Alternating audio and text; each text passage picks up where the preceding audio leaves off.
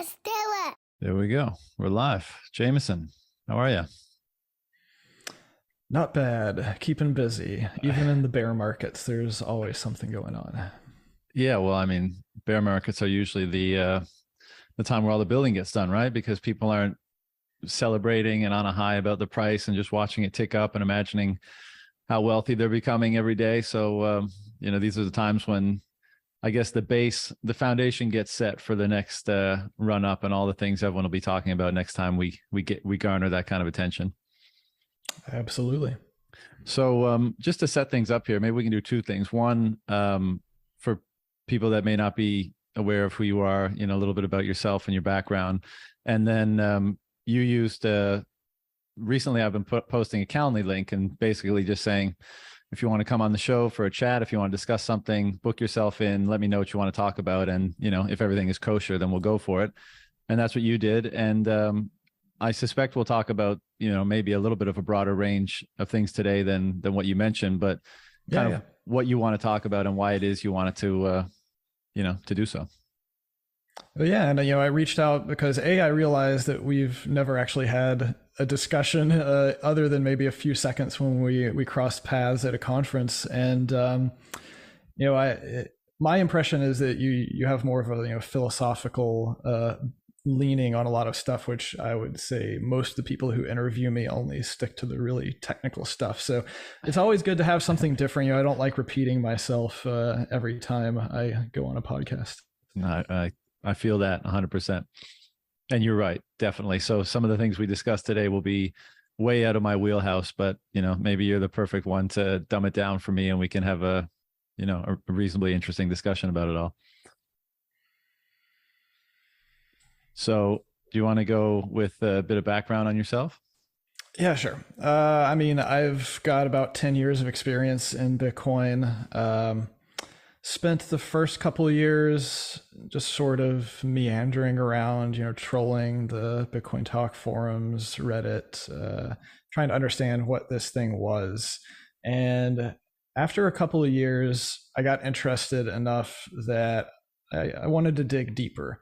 And so I actually forked Bitcoin Core in 2015, created a project I called Satoshi. And to be clear, this is not an altcoin.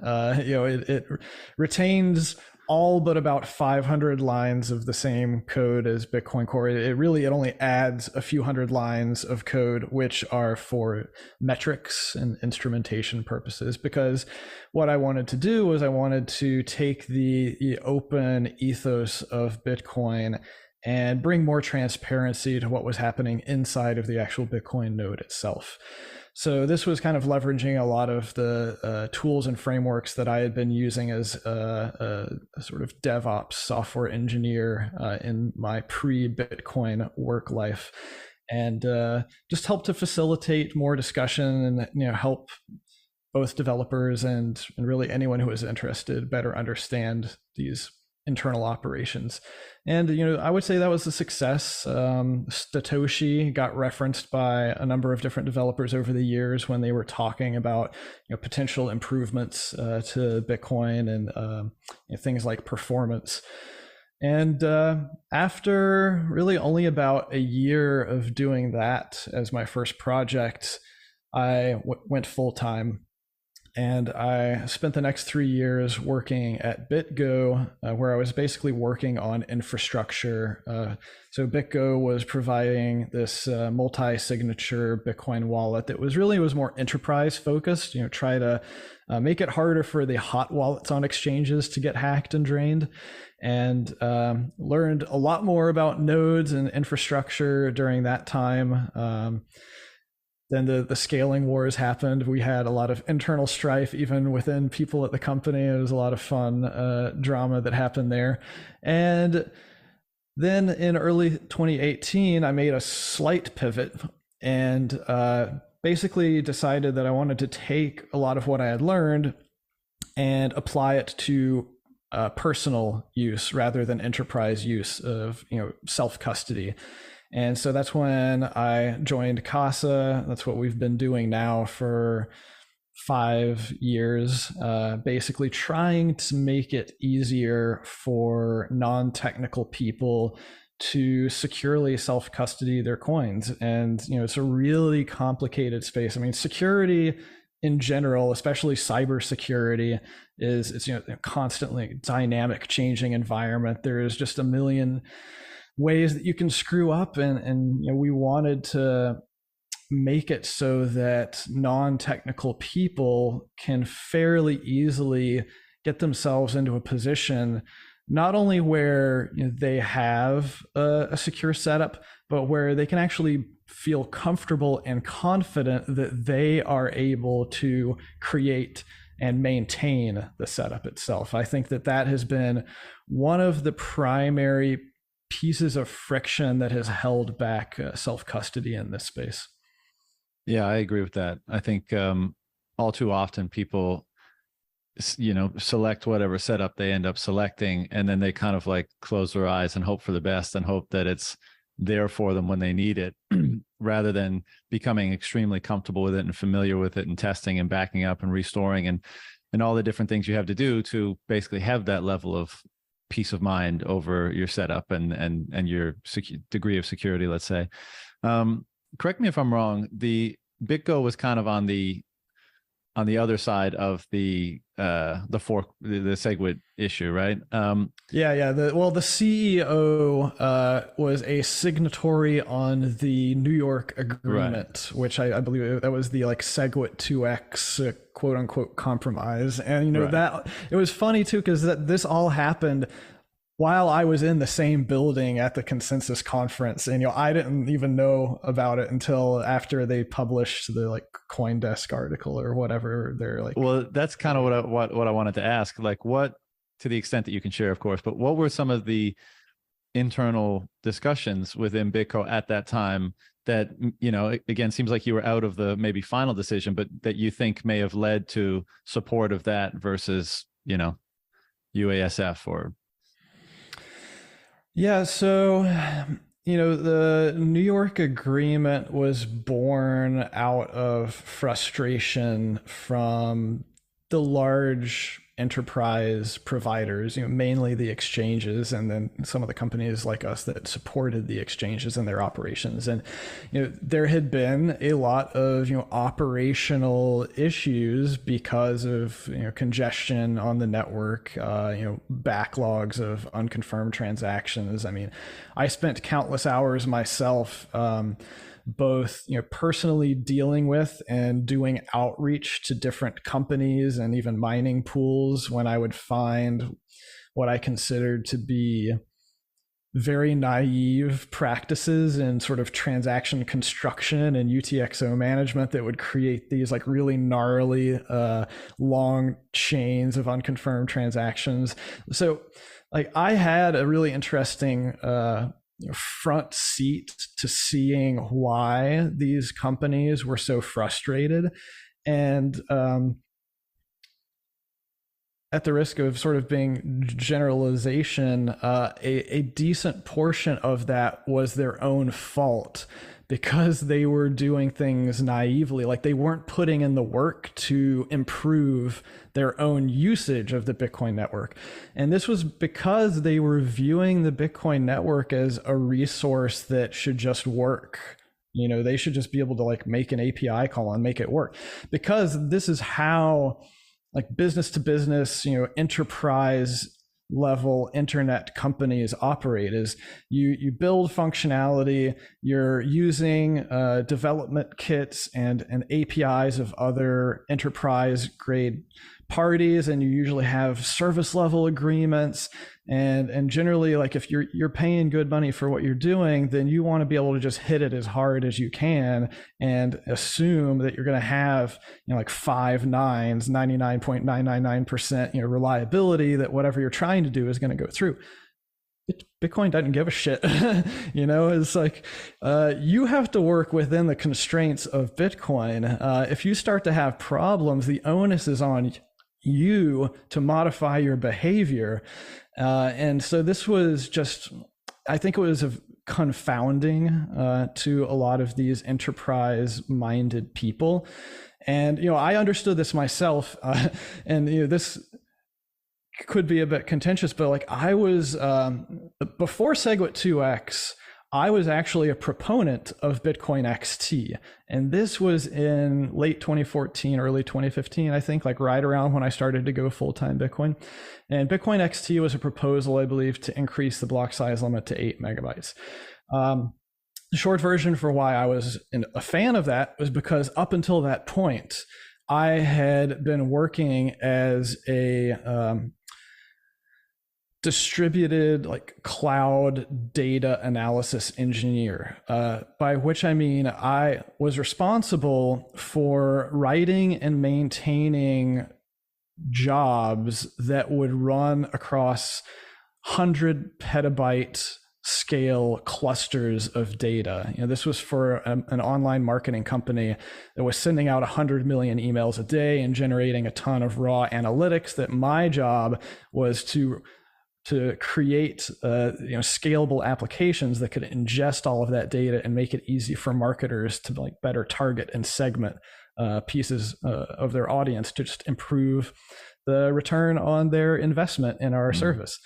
And so from my perspective, and from most of these corporate engineers and business people's perspective, and especially from Mike Hearn's perspective, who was one of the main proponents of Bitcoin XT, because he was a Google engineer. He was doing similar type of stuff as me. The perspective was one of capacity planning, that you had to not only have sufficient capacity to be able to meet the sort of ongoing regular demand of your customers, but you had to have massive excess capacity in order to plan for the spikes. So a real world example of what we had to do at my company that was called Bronto Software is that because we were primarily targeting online retailing marketers, we had several known times of the year, like Black Friday, Cyber Monday, various shopping holidays, where we had to plan to have 300, 400, 500% excess capacity for those days in comparison to a sort of normal day. And so that was because we would get burned if we didn't. And we would have these massive backlogs and timeouts and database lockups. And it would turn into this nightmare fuel for the people like myself who were responsible for the ongoing operation of the system. So, long story short, that all comes around when you start applying that type of perspective and logic to a system like Bitcoin, which once again, it doesn't give a shit what you're trying to do with it.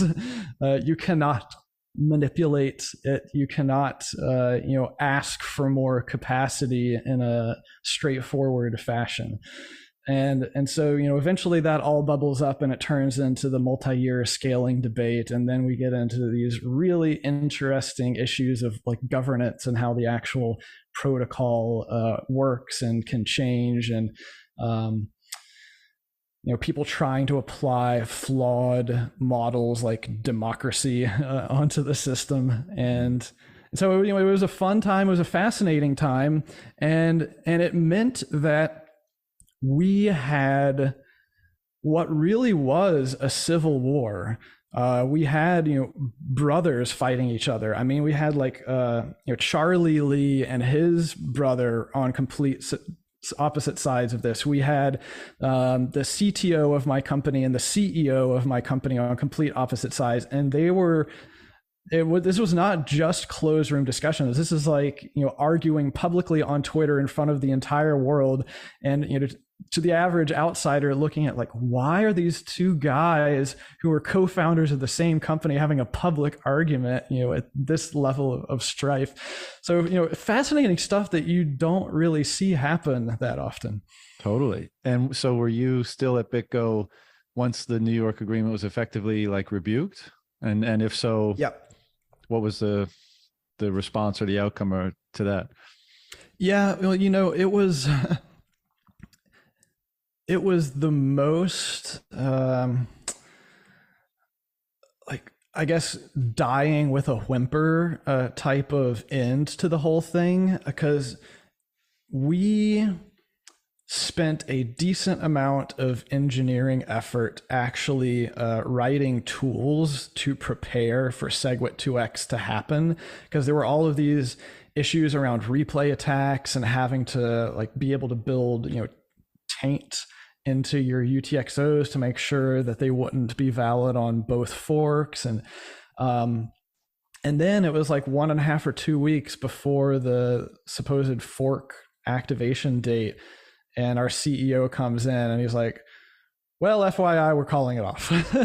It was like, just seemed like out of the nowhere, because it was this level of brinksmanship where they seemed like they were not going to take any sort of constructive feedback or be willing to be more patient. And I think it just came to a head of like, it was generally a bluff, and like most of the people around it didn't fully comprehend all of the ramifications, and they believed that they could just sort of vote their way into a new Bitcoin. And I think eventually enough of them realized the error of their ways. And I think part of it may have also had to do with like there were some futures markets trading at the time. And I think like the economic majority made it quite clear that we did not want SegWit2x. Yeah, I remember that. Were you vocal on either side, either in the company or externally at the time? Oh yeah. I was very anti SegWit2x. And it was weird because I believe that as part of the New York agreement, we had committed to like helping aid with like the testing and the deployment of the actual SegWit2x software, which was just a fork of Bitcoin Core with a very minimal change set of code applied to it. And nobody could actually force us to put a lot of effort into it. And that's another reason it was kind of dead on arrival, is that despite all of this supposed public support from all of these companies, I didn't actually see a whole lot of engineering support being applied to the SegWit2x project. And you may recall it ended up, failing to activate. Like even if they hadn't called it off, it would have blown up and failed to activate because it was so buggy. Right. And this is I'm asking all these questions, one, because I'm interested, but two, I think it'll be relevant to some of the topics we discussed later on. But why was it that you supported what you ended up supporting? And what do you think would have been, total speculation, of course, but what do you think would have been the consequences had the New York agreement succeeded and we had gone with SegWit2x? That might be a tough one to answer, but if you have any thoughts on it. Yeah, I wrote some lengthy blog posts on why I felt like SegWit was a good path forward, and that soft forks in general were a better path forward. And this, once again, it has to do with just the way that the network operates, that it's not a single entity where you can request, upgrades to happen and, some sort of service level agreement to be followed. I had been watching node metrics for many years at that point. And one of the things I could see is, how long does it normally take someone to even update their node software? And, some people go years without updating. Like it can be years. I think last I checked, usually within 1 or 2 years, I think most people update their software at least once. But some people really do run it as a sort of set it and forget it service. And there is no, and this is by design, there is no like automatic software update mechanism. There's not even really a notification mechanism. There's no central authority who can send out a message that says, hey, you should update. There was at one time an alert mechanism in the Bitcoin Core software, but that got removed because it posed its own like security vulnerabilities and risks. Node software can effectively do that, but you're talking about from Bitcoin Core, I'm assuming. Right. In order for the security model to be strongest, you can't have really any sort of automatic update mechanism, because that means that there's something that's running that could be compromised to pull down a malicious update. And so what about, I mean, because you mentioned how people within these bigger companies, they were kind of used to things operating in a different way, that interacting with technology that, what's the right way to put it, was more responsive to their whims or their demands. And now they're coming up against a form of technology that's almost the reverse. It's like, no, you conform to this because this is, a type of perhaps the most absolute sort of technology that people have encountered, where it's not subject or susceptible to change like other things you might have worked with are.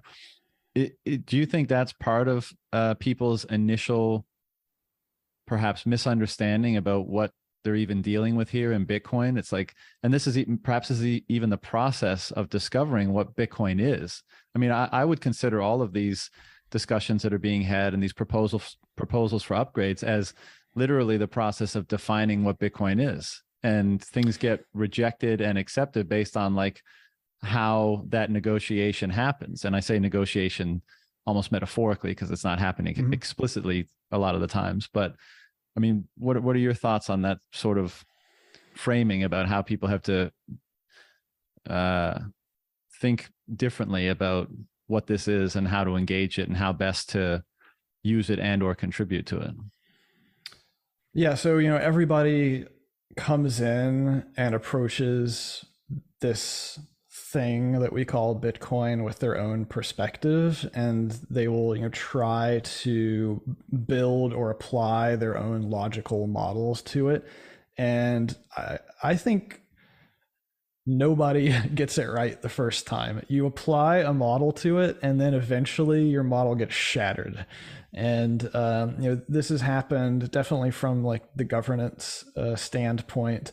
I see it happen, or at least when I was working at BitGo and I was watching these new companies come on board, I would see once again these sort of naive mistakes where very often a company would onboard with us, they'd get their API keys set up, and they would immediately just start slamming us with transactions, at a rate higher than the entire network could even account for. And it was because they didn't know what the fuck they were doing. Like, they didn't know about all of these constraints. They figured it was like any other API and you just start going for it.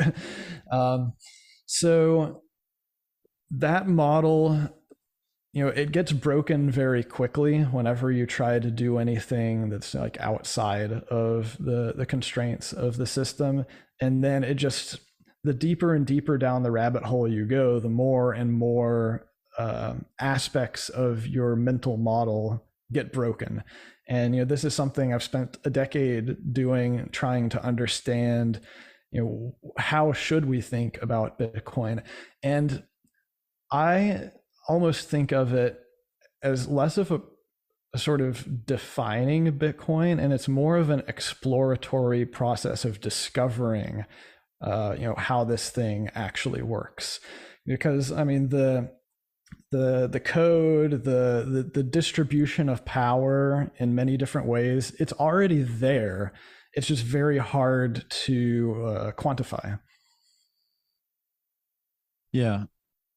That's an interesting perspective. One of the things that I think about Bitcoin is, the idea of limitation, which is obvious, right? Because there's, 21 million hard cap is a very overt, explicit limitation. And a lot of people would probably agree that Bitcoin derives a lot of its utility. It's very unique for that reason. But, in the realm of software, a lot of these limitations may not be absolute. They might be absolute in a consensus manner, but not in an absolute manner. Like these things can be changed. It's just a matter of, I think, how much do we recognize the value of certain self-imposed limitations? Maybe we can put it like that.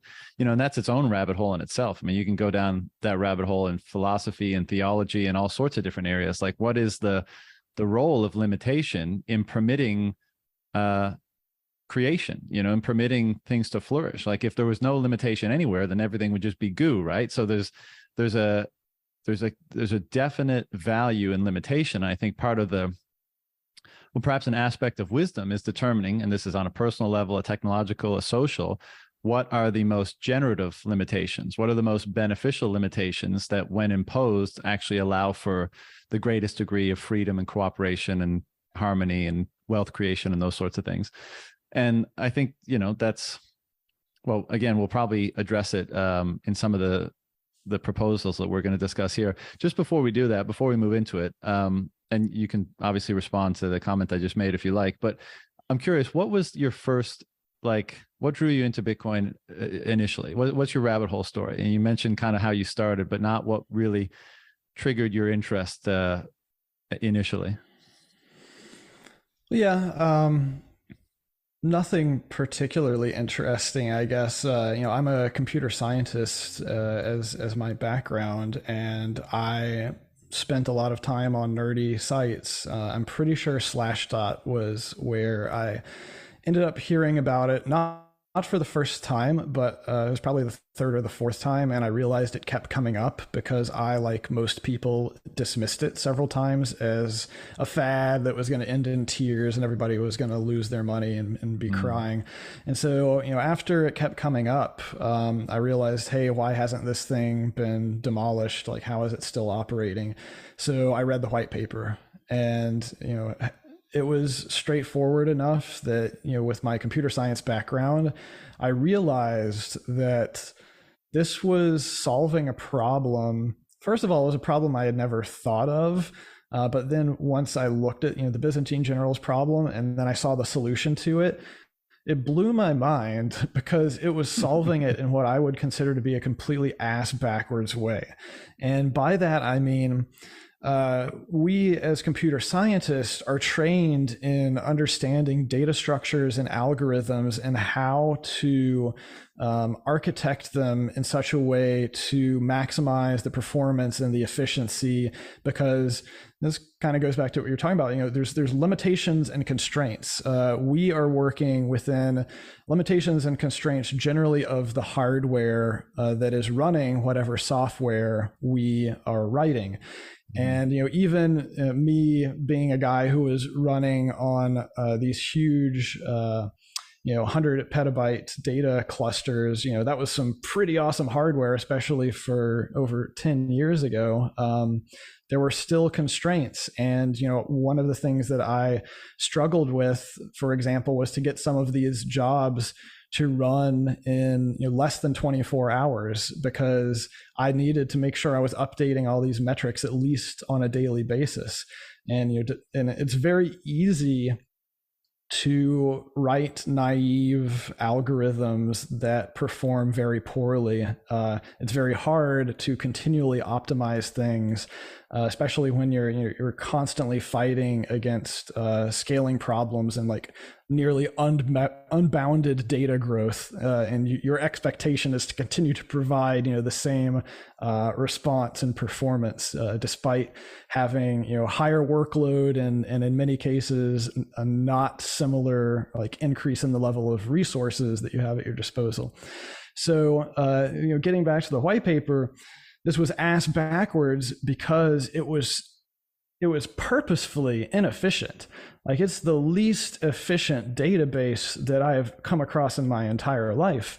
And that holds true. And I've said this countless times, and especially this is why I just laugh whenever I see, the enterprise blockchain folks talking about how they've invented this great new database. And I'm like, how much do you know about databases?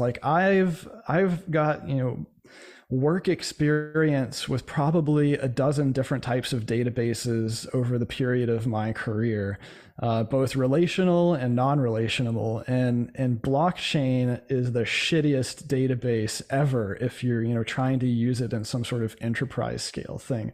It is purposefully inefficient. And that's because, unlike everything that I had ever looked at or built in my entire life, Satoshi designed Bitcoin not for efficiency, but for robustness. And so you have to flip everything on its head. And so, it still gives me tingles just thinking about it, is that, this it just was mind blowing that, you could even do this, that you could think in such a way. And it opened up my mind to the possibilities of what this really means, because I had never even thought in terms of centralization and decentralization. I had always thought pure performance, minimize cost, maximize efficiency. And now when I started to realize that wasn't the only way of looking at designing systems, I started to understand that this could empower individuals. And so actually, just a couple of years later, when I decided to go full time into Bitcoin, I actually told myself at the time that I needed a mission statement. I had spent my entire career up to that point working on, you could call them interesting technical scaling challenges, but I never had an interest in what my company was actually doing and selling. It was a paycheck. It paid well. It gave me interesting challenges, but it wasn't something that I found personally fulfilling. And so I decided that from then on out, my career was going to be based on using my skills as a technologist, as a computer scientist, to build systems that helped empower individuals. Because I felt like it was kind of fighting the tide. This is true for a lot of things in terms of security and privacy and whatnot. It was that the average person tends to choose convenience at the expense of everything else. And so unless we focus on making the tools that give you more power more convenient, then it's pretty much inevitable that convenience is going to happen in a centralized fashion where you're giving up a lot of security and privacy. Yeah, 100%. That certainly seems to be the way the internet has gone up to this point. It's starting to seem like Bitcoin, in conjunction with other technologies, are starting to provide opportunities that might help turn the tide. Were you, ideologically aligned, so to speak? You just mentioned freedom, so that was obviously, or it sounds like that was an issue that perhaps you were above average aware of, because you drop the term freedom to a lot of people and they're like, what are you talking about? I'm free. Google doesn't own me. My money is safe in the bank, that whole shtick. So when it sounds like you were more, well, it sounds like you appreciated the technology, but I think necessary to fully appreciate it, you would have to have kind of an ideological alignment with the notion of freedom itself, and perhaps how much it had been, how scarce it might be in certain domains in society today. And so was that also an element? Were you, I don't know, libertarian, anarcho-capitalist, these sorts of things? And they were been everything, right? So, I was raised a good old Southern boy. My family lineage goes back centuries in North and South Carolina, and Bible belts. I was taken to church every year or every week for 18 years, until I left the home. I got my full stereotypical indoctrination into all things, Southern, and definitely I guess WASP, WASP style lifestyle. What's WASP? White Anglo-Saxon Protestant, I believe. Oh, okay. Okay. And by the time I got into middle school, I was starting to question a lot of that. I started going a lot harder on the science and trying to understand, a lot of this stuff seems like it's conflicting with things that I've been told over the years. And so, when up until I was probably 19 or 20, I was very conservative / right wing, because that's what my whole family had been. That was the only thing that I had really known. I ended up going to an incredibly liberal university of North Carolina at Chapel Hill, and that swung me to be very liberal minded. I voted for George W. Bush when I was like 18 or 19. That was my first ever election. And then, 2001, 9/11 attacks, the wars, all of that shit happened. And I was like, why the fuck are we bombing all of these people who I don't feel like they've harmed me? Why don't you just like target the really small group of people who actually committed the attacks? Like, why are we causing such devastation, and why do I have to pay for it with my tax dollars? So, I got very disillusioned with the, war machine. And I know I ended up voting for Obama the first time around. I felt like, oh, this guy, he's like the antithesis, these liberal folks, they might be onto something. And then, of course, I watched him perpetuate the same shit, and I'm like, you lied. Damn it. So, yeah. So it was like, okay, fool me once, fool me twice. What the fuck do I do now? And so I very, naturally progressed into libertarianism. And so I certainly already considered myself a libertarian at that point, though I guess I was registered unaffiliated, but I was definitely voting libertarian whenever possible. But then, Bitcoin comes around, I start spending a few years going down the rabbit hole there. And especially as I start to learn more about the history of the cypherpunks, I go just full on anarcho-capitalist, and I stop voting completely. I'm like, why am I even wasting my time listening to these liars? No, I can't trust. And the only thing I can be sure of is that they're going to follow their own incentives, not whatever my incentives are that I hope that they're going to represent me about. So I figure, politics is a waste of my time. It's far more effective for me to use my very specialized skills to create alternative systems that are not as constrained by all of the political and government infrastructure that's out there. Right. Now, again, I mean, this is a rabbit hole of its own, but just do you, I mean, this is a common discussion topic in this space for sure. And I think a lot of people either were or became disillusioned, as you just described. And I think a lot of people also, once you start learning about Bitcoin, you kind of realize, well, if this, becomes global money, or even if it doesn't, to the extent it provides a type of solution whereby it's far more difficult for the state to siphon off your wealth effectively, either surreptitiously via inflation or directly via taxation. I mean, both of those things can be far more easily avoided with a money like Bitcoin. And so then the question becomes, well, how does such an institution continue to fund themselves if more and more people operate in that way? And, the punchline is basically, well, they won't be able to fund themselves to the same extent, and therefore they will atrophy to some degree over the course of time. And we'll end up having smaller and smaller and smaller and smaller government until the degree to which they are paid for their services is commensurate with whatever services they provide. Right, exactly. And that we deem that the market can't, in some sort of emergent manner, construct in its, by itself. And of course, who knows what that level is, but is that kind of how you think about the evolution of governance in an increasingly Bitcoin denominated world? Should we be moving in that direction?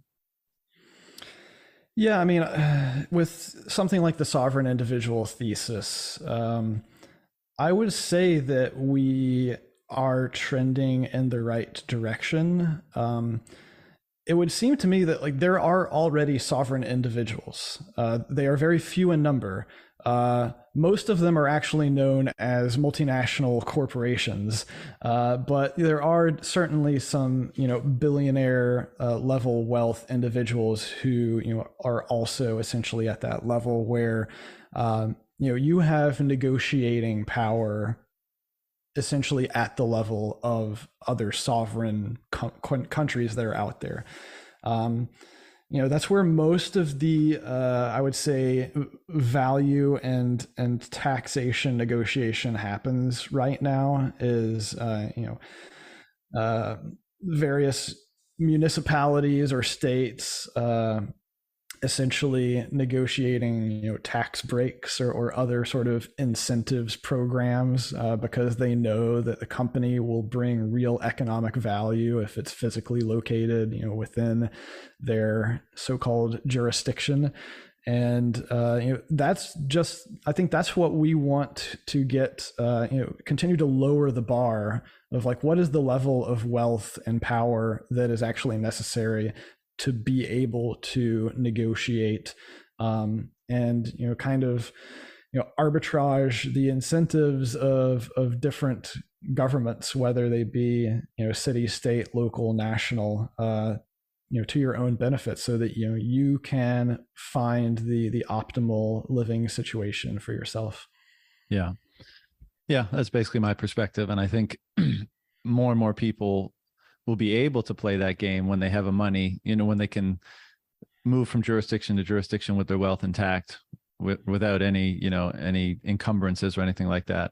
And hopefully, I think that process will play out over many years, but hopefully in the short enough term for us to experience, it will mean, as you say, more and more jurisdictions saying, hey, we want that capital, we want your intellectual and financial capital here, and improving our area, and expanding our tax base to the extent that you're willing to concede whatever amount. And so let's try to make our rules, for lack of a better term, more attractive to you. And I think there's initial inklings of that already in certain jurisdictions, albeit small and not as easy perhaps to opt in, but I think that will change. All right, well, maybe I think we'll probably revisit some of the things we've already discussed, but it'd be great. The original reason you reached out was you wanted to discuss a few soft fork proposals that have been bandied around over the last little while, and kind of pro and con them, and just shed some light on them perhaps generally. So I don't know where you want to start with that, but over to you. Yeah, so I mean, one thing that I've been thinking about more recently, because over the past couple of years, there's been more discussion about it, but there is this concept in Bitcoin of something called covenants. And you have to get at least a little bit technical to understand what is a covenant. Hopefully people at least understand that there's no such thing as a Bitcoin, within the context of the protocol and the database. The only data structure that really exists are transactions and blocks. The transactions get bundled up into blocks, and then these transactions have inputs and outputs, and the inputs and outputs are all just go to other transactions. So when you want to spend Bitcoin value, you have to find transaction outputs that have not been spent before and use them as inputs to a new transaction. Now, when you want to do that, you have to follow whatever the rules and the constraints are that have been placed on those unspent transaction outputs. So the vast majority of the time, what people are doing is they're using what we call just a single signature construction. It's basically you're creating the script that says, in order to be able to spend the funds that are secured by me, I need proof via one cryptographic signature, and that signature has to match the public key that we are putting in this script. Very straightforward, dead simple, very easy to use. What I've been doing for the past 8 years is slightly more complicated. I've been helping build multi-signature Bitcoin wallets. And so these use a slightly different script, but it's the same type of construction. Basically, you're saying, all right, in order to spend the funds from this particular address, you need to provide, say, 2 signatures, and they must correspond to any 2 of these 3 public keys. So, still easy to think about, but all you're really doing is you're able to define, what is the locking and unlocking mechanism on any Bitcoin that are being deposited to an address that you generate. So this is essentially an operation that is only good one time, and it's only good for when you want to spend from a Bitcoin address. What we're missing, though, is an ability to place restrictions on where the Bitcoin goes after it's spent. That's something that we simply don't have the ability to do right now, and that is what a Bitcoin covenant really means at a very high level. It means it's just a mechanism to enforce conditions on future Bitcoin transactions. So this is a very high level generic thing. There have been almost a decade's worth of different covenant proposals out there. And they actually started off almost jokingly, and then they've become more serious. And over the past few years, the sort of volume of new proposals that has been coming out has been increasing. And we even had a new one come out just a few weeks ago called Op Vault. But it's a really complicated space to think about because these proposals are all over the place. They have all types of different attributes and complexities and trade-offs. Some of them are really generalized and can almost get to the point of being, quote unquote, Turing complete. Others are really restrictive, and they only offer a very small set of functionality. Some of them are like a one-time future restriction, but others can actually be recursive, which basically means that you can continue to apply that restriction really for an arbitrary period of time going forward in the future.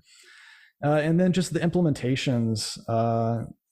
Some of them are these soft forks that are based on like new codes and the scripting language that would have to be added. Others are using slightly more hacky, signature-based mechanisms. There are ways to do covenants right now without any changes at all to Bitcoin. However, they involve whole sets of complexities and trade-offs in and of themselves, where basically you end up having to pre-sign this huge set of transactions that's basically defining all of the different logical paths that the Bitcoin could be spent to. You can kind of think of it as like you're drawing a map and saying, you could go to this address, but if this happens, you could go to that address. And while it technically enables some interesting security models and functionality, it's kind of a non-starter, because you end up having to create and sign all of these transactions. You have to redo the whole process every time you get a new Bitcoin deposit. And also it's very brittle because you have to decide ahead of time a lot of different attributes, like the fees that the transactions are paying and the addresses that they're going to. And so, if you think about setting up this really complicated logical flow of value for your Bitcoin, and you want it to be a long-term thing, like maybe you want the Bitcoin to sit there for 5 years and not have to go through that flow for a really long time. Well, 5 years from now, let's say you pull all of that logic and all of these transactions that hopefully you haven't lost in the meantime, and you pull them out and you start going through it. You have to hope that you still have access to all of the private keys for those other addresses. You have to hope that the transaction fee rates on the network aren't so high that you can't even get them confirmed. It's just a really gnarly mess of complexities, and that's why we've had a decade of different proposals come out and people basically saying, well, this is problematic because of X, Y, and Z. And so, it all kind of comes to a head, I think, especially with the most recent proposal, which I kind of see as it's taking a different perspective on this whole thing. And basically this is the op vault proposal. But I think op vault is very interesting because of how simple it is. It's very easy to reason about. It's also just a lot more flexible. It doesn't require you to create pre-signed transactions, and like I said, it's very specific in that it's not a generalized covenant proposal. It's just giving vaulting functionality. And to get technical, like what is a Bitcoin vault? The general definition of a Bitcoin vault is that it's a specific type of covenant transaction that enforces a time lock on the transfer of the control of funds. But it also enables this immediate transfer of funds into a recovery wallet if something goes wrong. So diagrams tend to be really helpful with all of this, but basically the idea is you put your money in the vault, and then you can at any time try to initiate a withdrawal, but that initiation it's a Bitcoin transaction. It goes out to the whole network, so anyone who's listening to the network knows about it. But the funds then have to sit there for some period of time that you've determined before they can then be withdrawn to an arbitrary address. So it's giving you it's basically giving you time to be able to react to a potential compromise to your wallet. And this is really I think the missing side of Bitcoin security, is that right now we don't have a way to react to a compromise. Like if your wallet's compromised, I'm sorry, but your money's gone, and your only real option is to hope to talk to chain analysis companies and hope that the attacker sends it to a KYC exchange where they can get caught by law enforcement. But the result of that is that people like myself and all of these other security companies in the space, we've spent the past decade building higher and higher walls, so to speak, more and more proactive security to prevent the attacker from getting over the wall in the first place, because we know that once they get over the wall, it's game over. And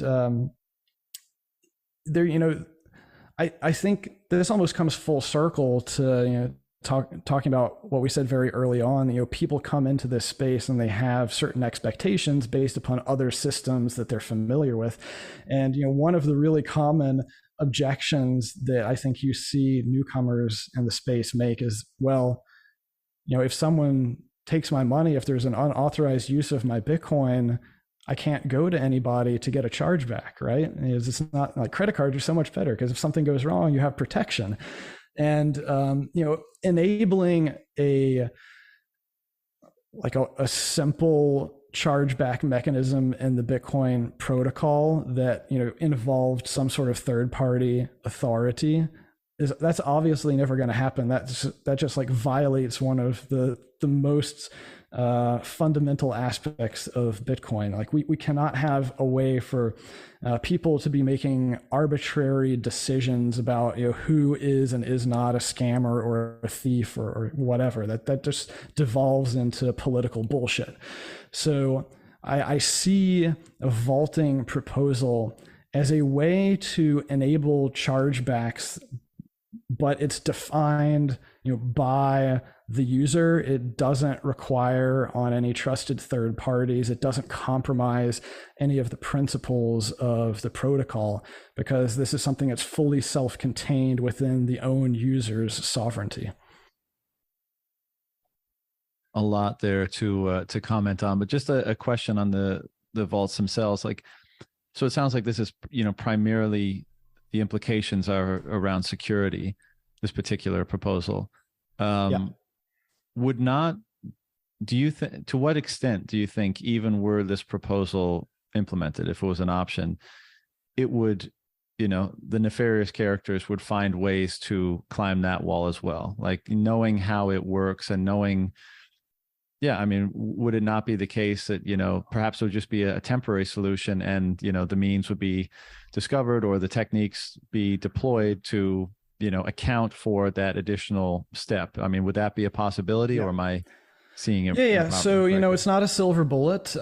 There is no such thing as a silver bullet in security. And that's because there's this fundamental property that anything that can be owned, anything that can be secured can be compromised, can be stolen.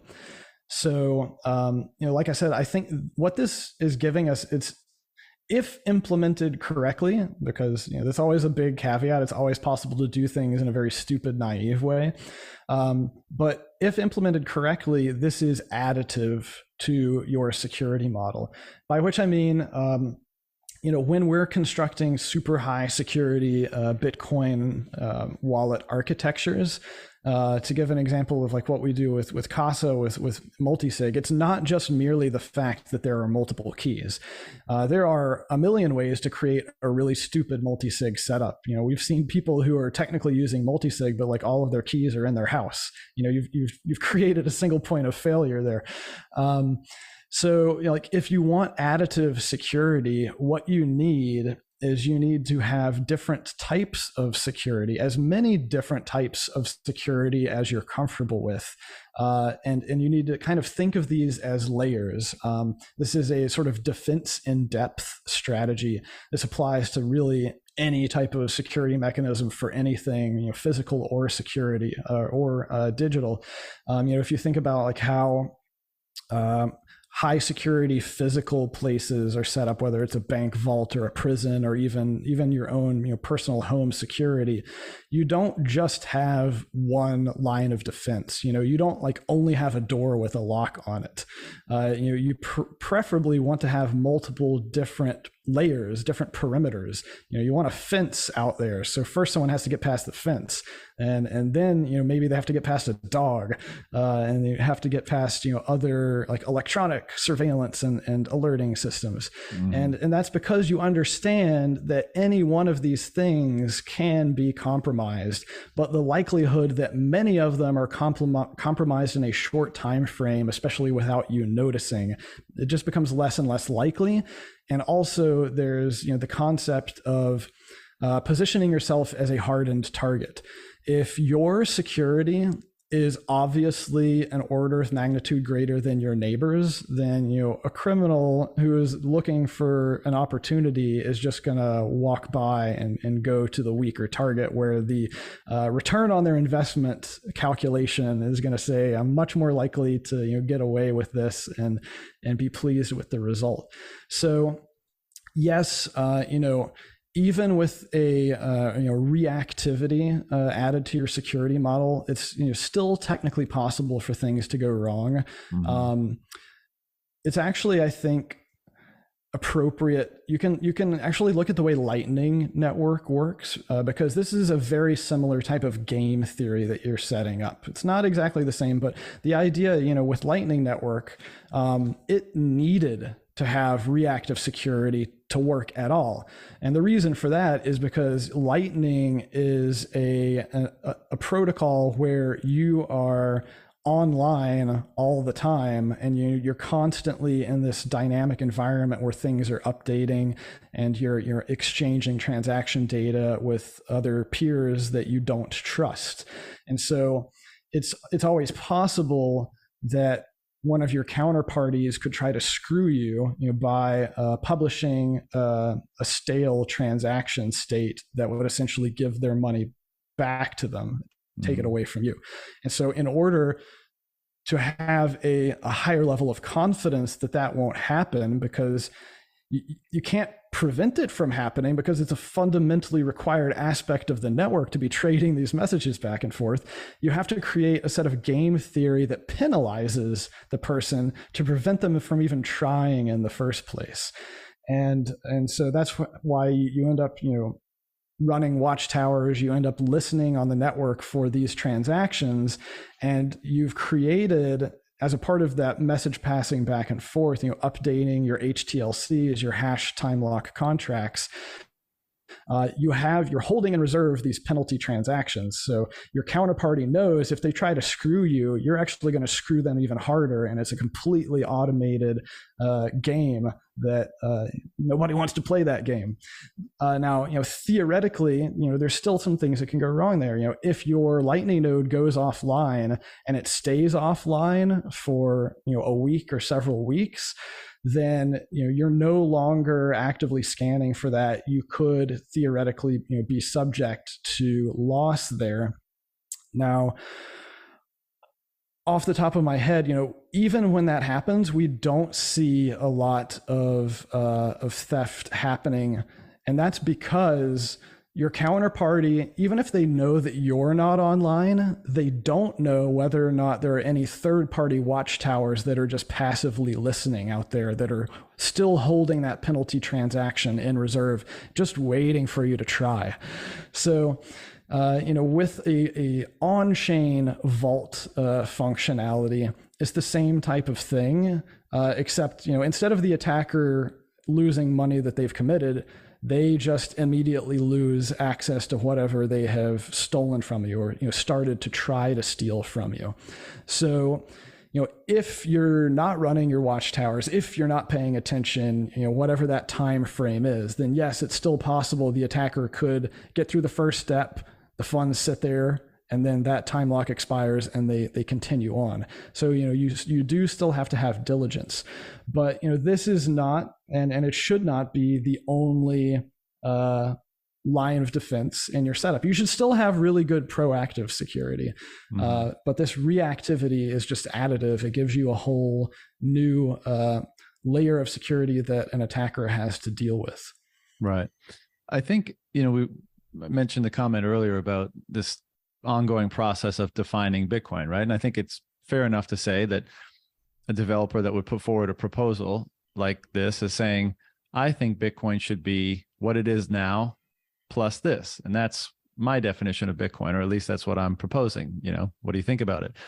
And I think, that's probably has for a long time been the tension, and probably, for a long time will be. It's like, well, what do people think Bitcoin is, and what do people want Bitcoin to be? Do you want it to be as simple as possible, and to have everything else be not on the protocol level, like what you guys are doing at Casa in terms of security and whatever else? And how much do you want to integrate into the protocol level, and how do you even make those decisions? How do you decide if a given proposal is quote unquote worthwhile to implement, and what are the trade-offs in doing so? And saying like, well, cool, it's a neat idea, probably has some applications.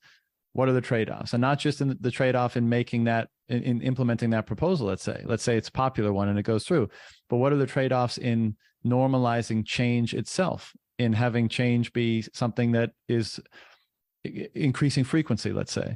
And so, I mean, maybe, and obviously this is kind of part of the ossification sort of argument, but what are your impressions? What is Bitcoin to you? What do you think its potential is to be, and how much of, what is your philosophy in terms of how simple or complex things should be on the protocol level versus, services and things on top of the protocol or outside of the protocol? Yeah, I mean, it's really complicated because I think that there are quite a few different principles that, if you want a proposal to be generally accepted, or if you want it to be non-controversial, then you can't be breaking any of the inviolable principles of Bitcoin. And so, like one of those is censorship resistance. Everybody I think knows about the sort of money supply limit. I think in general, like breaking changes and hard forks are too controversial to get through, unless of course there's some sort of other imminent looming threat, which may happen someday. But I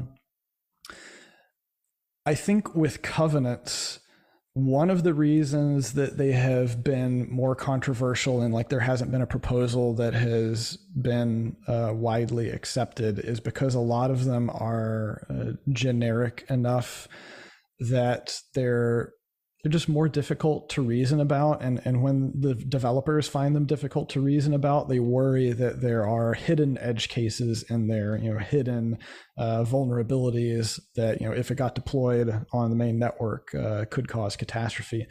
Now, I think one of the more tangible pushbacks to covenants, especially recursive covenants that can sort of self-propagate themselves, is that if you're not careful, it certainly is possible to create a situation that could affect the fungibility of Bitcoin. So that's, another inviolable property, I would say, is that, we don't want there to be sort of different classes of Bitcoin, though this can get into a kind of gnarly gray area as well, as like, what does fungibility actually mean?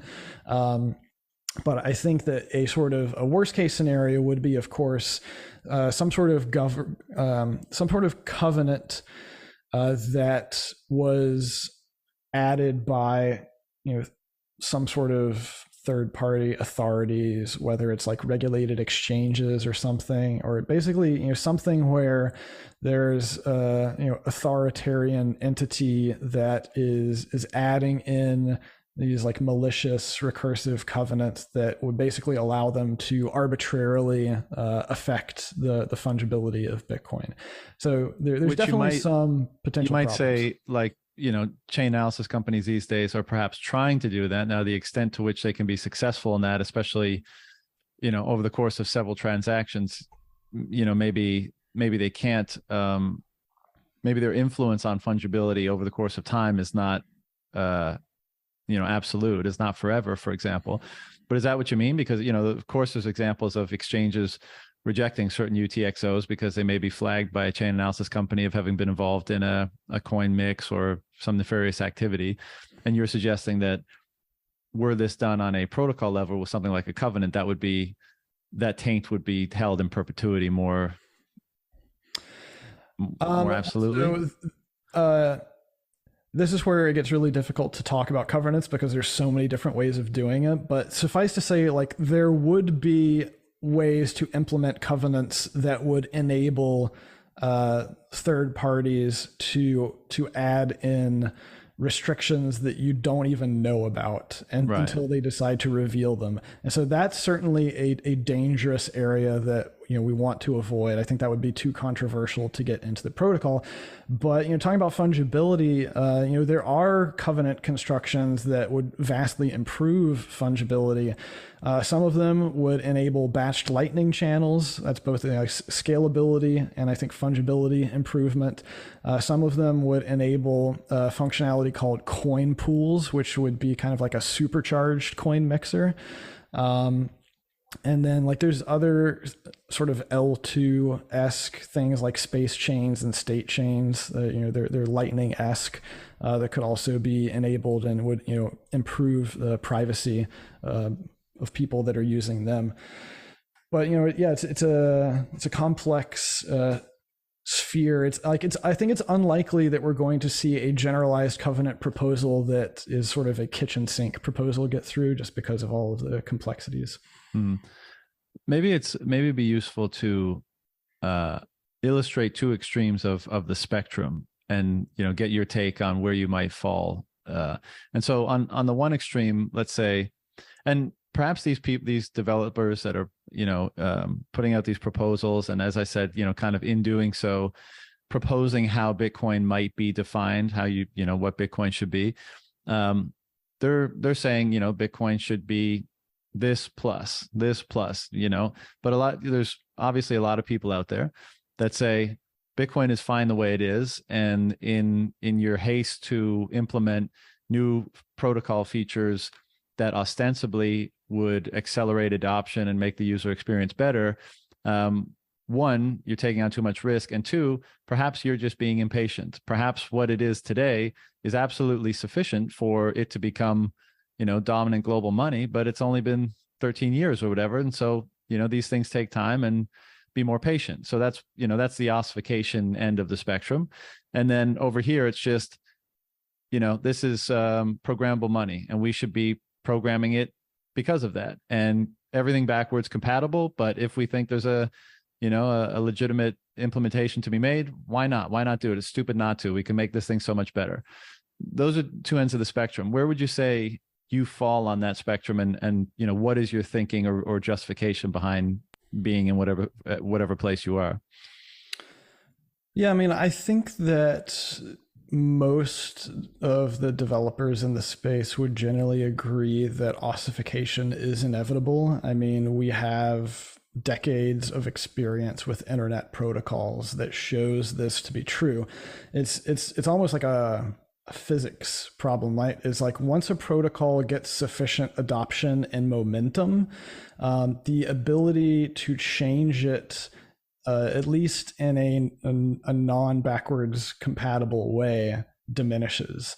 And so that's why things like SMTP, the email protocol, haven't changed in many decades, because believe me, working at an email provider for a decade, there are plenty of things that could be improved with the email protocol, but it's just not feasible to try to make those changes at the protocol level.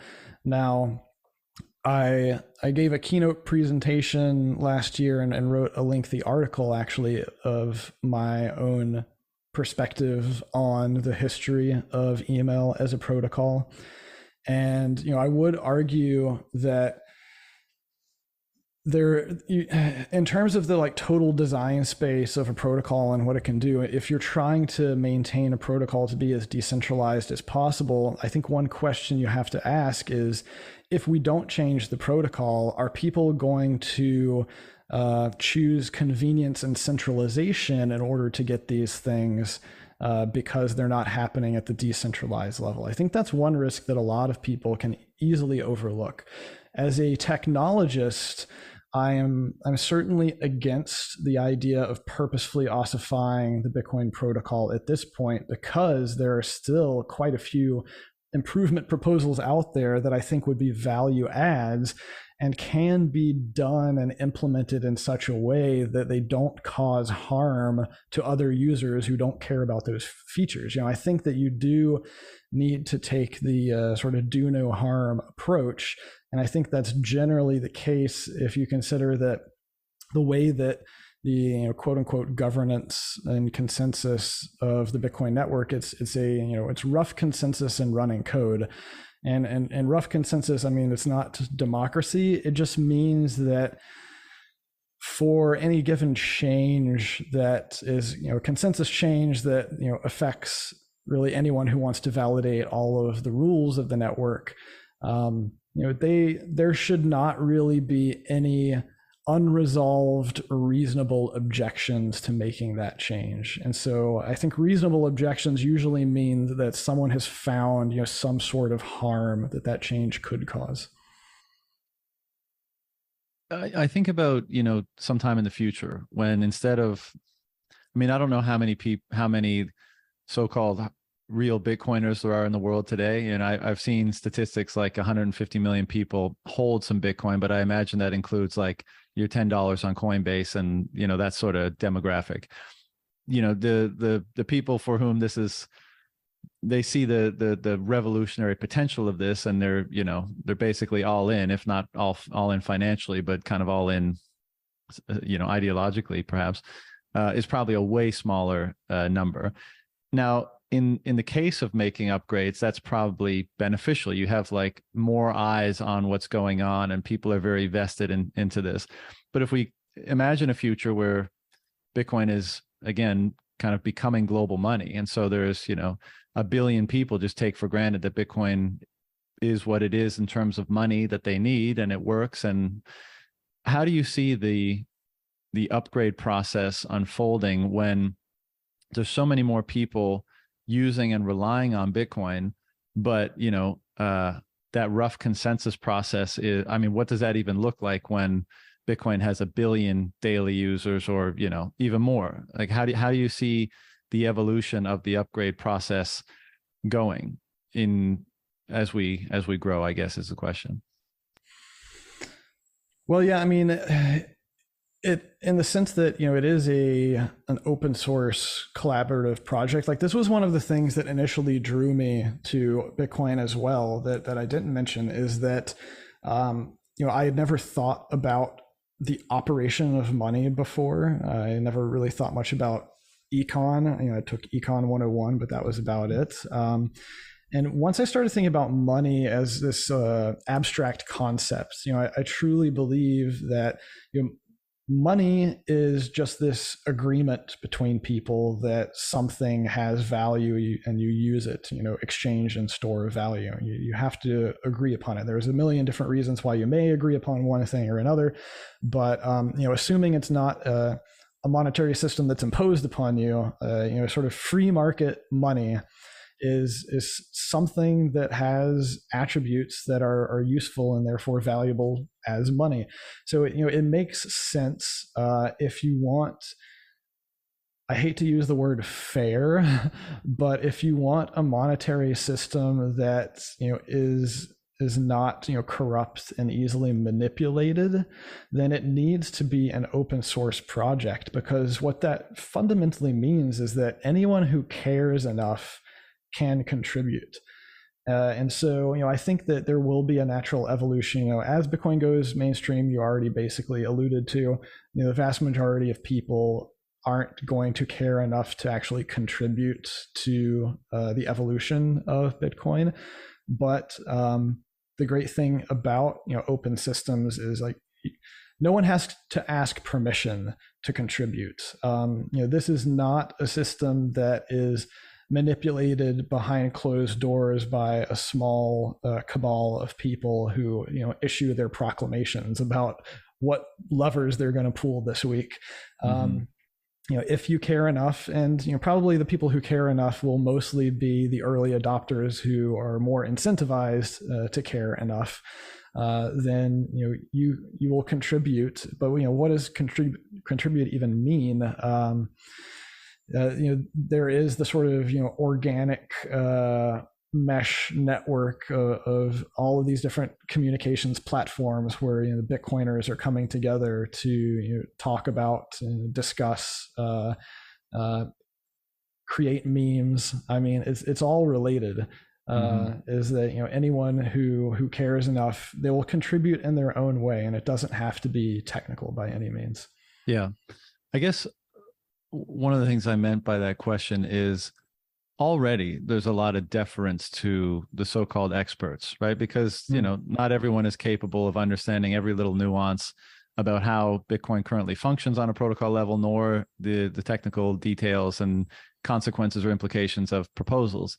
And so, there's a lot of deferring to the experts, and that becomes an increasingly small group. And then, like this so-called rough consensus ends up just being, a lot of people deferring to people that they think know better than them, and things kind of happen in that way. And I guess the crux of the prior question was, I don't know, does that become a risk at scale where so many people are just deferring to others for knowing what to do, and that kind of developing a potentially deleterious or causing a deleterious situation where not enough people are sufficiently aware of the implications and potential risks of certain changes, and therefore, things degrade or more risks emerge. And perhaps, this is almost certainly part of the reason why, and I'm not saying exclusively, but a lot of those people might, as a result of that, defer to simplicity, just because they say, look, I don't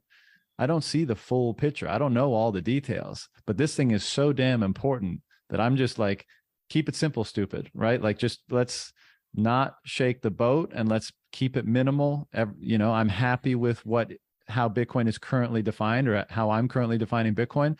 And so why invite the risk? Yeah. So what do you make of that circumstance where there's so much deference to people that are by people that don't know all the details to people that presumably do? To say nothing of the value judgment question. It's more a matter of the specifics, the specific details. That's not a unique phenomenon by any means. I believe that you could point to any mainstream open source project and show that the same thing has happened. Now, there are dangers in that, and I think even at a broader level, this kind of gets back to the relationship between enterprises and the open source projects. Like, there's an untold level of wealth and large swaths of our capitalistic society that is built on the foundation of free and open source software. And there is definitely a problem with the wealth not quote unquote trickling down, or in this case, it would be the resources not being contributed back to the foundation. And this has resulted in some scary incidents. It's kind of an inside joke amongst a lot of the cybersecurity community that some of the most valuable and important security projects out there are maintained by one dude in his garage. And so examples of this are I think there have been several SSL vulnerabilities over the past few years that have been found, and only after they've been in the wild for quite a while. And you can make a strong argument that the reason that these vulnerabilities weren't found and patched a lot faster is just due to the absurdly low level of resources that are being contributed to these projects. They're not receiving resources commensurate with the level of importance that they are giving to the entire world. That's a related but whole other problem. I would say right now that is not a problem in Bitcoin. There are a decent number of organizations out there that have provided funding and stuff. I would say the bigger problem, and this might be changing because of the bear market, but the bigger problem is generally getting engineers into contributing to Bitcoin and keeping them there. Because burnout is certainly a problem. I mean, this is ostensibly one of the most adversarial open source projects to contribute to. And especially if you are a known identity, you're not contributing under a pseudonym, you expose yourself to a decent amount of attack, whether it's digital or even physical, due to people making assumptions about your own personal wealth. So there's a lot of both common and uncommon aspects to the sort of the issue of protocol development in this space. We definitely, I would certainly like to see more outreach programs. We do have things like Summer of Code. I think a few other programs out there that are kind of reaching out to university students. We need more fresh blood. I also want to see more diversity. That's going to trigger a lot of people, but Bitcoin is supposed to be the money of the world. We don't want it to be solely developed by the high tech, United States and European, wealthy countries. I think it is cool, and I think we've seen more African developers jumping in recently. That's great to see. Basically what I mean is I want to see people from all cultures, languages, backgrounds, because they will bring their own perspectives with them, and they will be able to contribute. And diversity. I see diversity from a security standpoint as a great strengthening factor, because one of the reasons that open source works is because you have many different sets of eyes with different perspectives that are looking at the code and trying to find weaknesses. So, more diversity in terms of the eyeballs that are contributing to Bitcoin is only going to make it stronger. And once again, with the trigger word, I think fairer, because we're going to just have more people's perspectives and a better understanding of, what is this quote unquote ideal money from a global perspective. Right. What's wrong with fairness? Fairness is a good word, isn't it? The protocol is fair, treats everybody the same. I think maybe in today's cultural landscape, I probably agree that it's been bastardized and has been misused and misplaced. But as an ethic, almost, I'm fully on board. Let people sink or swim on their merit. I feel better saying neutral, credibly neutral rather than fair, because, fair, like you said, it has been bastardized to mean things about, like equity in outcomes. So yeah, I see your point about diversity of perspective, basically, because you want as many perspectives to brought to bear on something so important as possible, so that people can see the pitfalls, different people's ideas. Again, I think that that term has been bastardized in today's culture, and the way in which it's been applied, or the manner in which it's been attempted to be imposed, let's say, has just been completely insane. I think the way that you cultivate the benefits of diversity is you allow anyone, like you said, an open source project, you allow anyone who wants to contribute to be able to contribute on equal terms with anybody else, and based on their merit, right? Not that you treat everybody the same, but you say, like, the door is open, and now once you walk through the door, then you prove yourself in whatever way you can. And I agree, like Abu Bakr from Kala and Bernard from Bitnob are friends. I'm like, I love what they're doing over there. And Abu Bakr and Kala is basically funding and training developers. And he himself just kind of came into the space, was like, wow, this is cool, and taught himself how to be, a protocol developer. And I think I love to see that.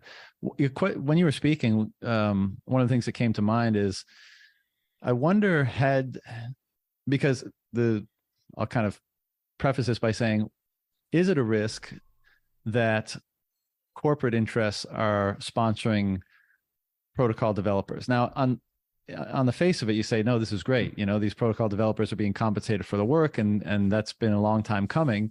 But had that been the case, let's say in the New York agreement, would that have changed things? Would so much corporate influence, and those corporates saying, look, we really want this vault thing, this is a change we want, and now developers have more of a financial tether and a financial consideration, a conflict of interest, you might say, with the people that support them.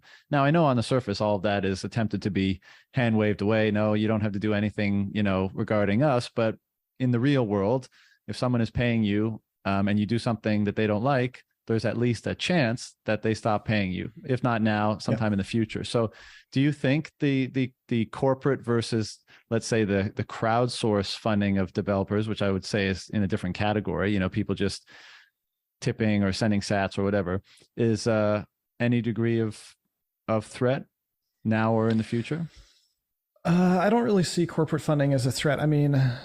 I do think it is important that if you're a corporate funded open source developer, that you need to have a contract clause that basically says that, there's no strings around how the corporation directs your work. Even if there's backstops. This is part of the security model of really both the Bitcoin core code base, any other Bitcoin code bases, is, as we said very early on, there's no automatic update mechanism. There's a multi-layer, ring defense system in place. The first is, sure, you can pay a developer to write up bad or malicious code, and they can even propose it. Then the first ring of defense is that the maintainers of the repository look at it and they just reject it and say, no, this is ridiculous. Now, you could then say, okay, well, what if all or many of the maintainers of the repository are compromised and the code gets in? Well, that's where there's no automatic update mechanism comes into play, and the fact that many other people like myself will be watching, and even though we don't have any say over the actual code in the repository, we can sound the alarm and say, hey, everybody, we need to migrate to a new code repository because this organization has been compromised. We can't really trust what they're doing anymore. That, I think, that would be a huge blow to the project in general. Almost analogous to having to nuke the mining algorithm if there was some state sponsored 51% denial of service attack against the network. But basically the point is, this is why Bitcoin is anti-fragile, is because the points of control as they were are so spread out. the endpoints are the individual users, well, the ones who care enough to run their own node and to validate the rules of the network. Mm-hmm. What do you think are the risks of upgrades? And let's say they get rough consensus and they're implemented. Like I mentioned before that in my view, and I don't know how to quantify this risk, but if we're dealing with something much of whose value is derived from its absoluteness in Bitcoin, let's say, one of those things being 21 million hard cap, then even the frequency and the normalization of change itself could potentially be a risk to that. Because on the one hand, you're saying it gets a lot of its value from being an absolute, and perhaps the most consequential absolute that we have available to us. But on the flip side, if changes become not something that are done, with extreme caution and less into the future, but more and more into the future, how much does that increase the risk that at some point in the future, one of those changes might be affecting that thing that we previously held to be absolute? And so both from that perspective, but also from the perspective of the technical changes and the risks associated with them themselves, for any given upgrade, in your mind, what are they? And how should we be thinking about them? Yeah, I mean, I don't think you're going to find many people say that like we should accelerate changes, or like we should no longer have extremely conservative peer review process. I think that's all important.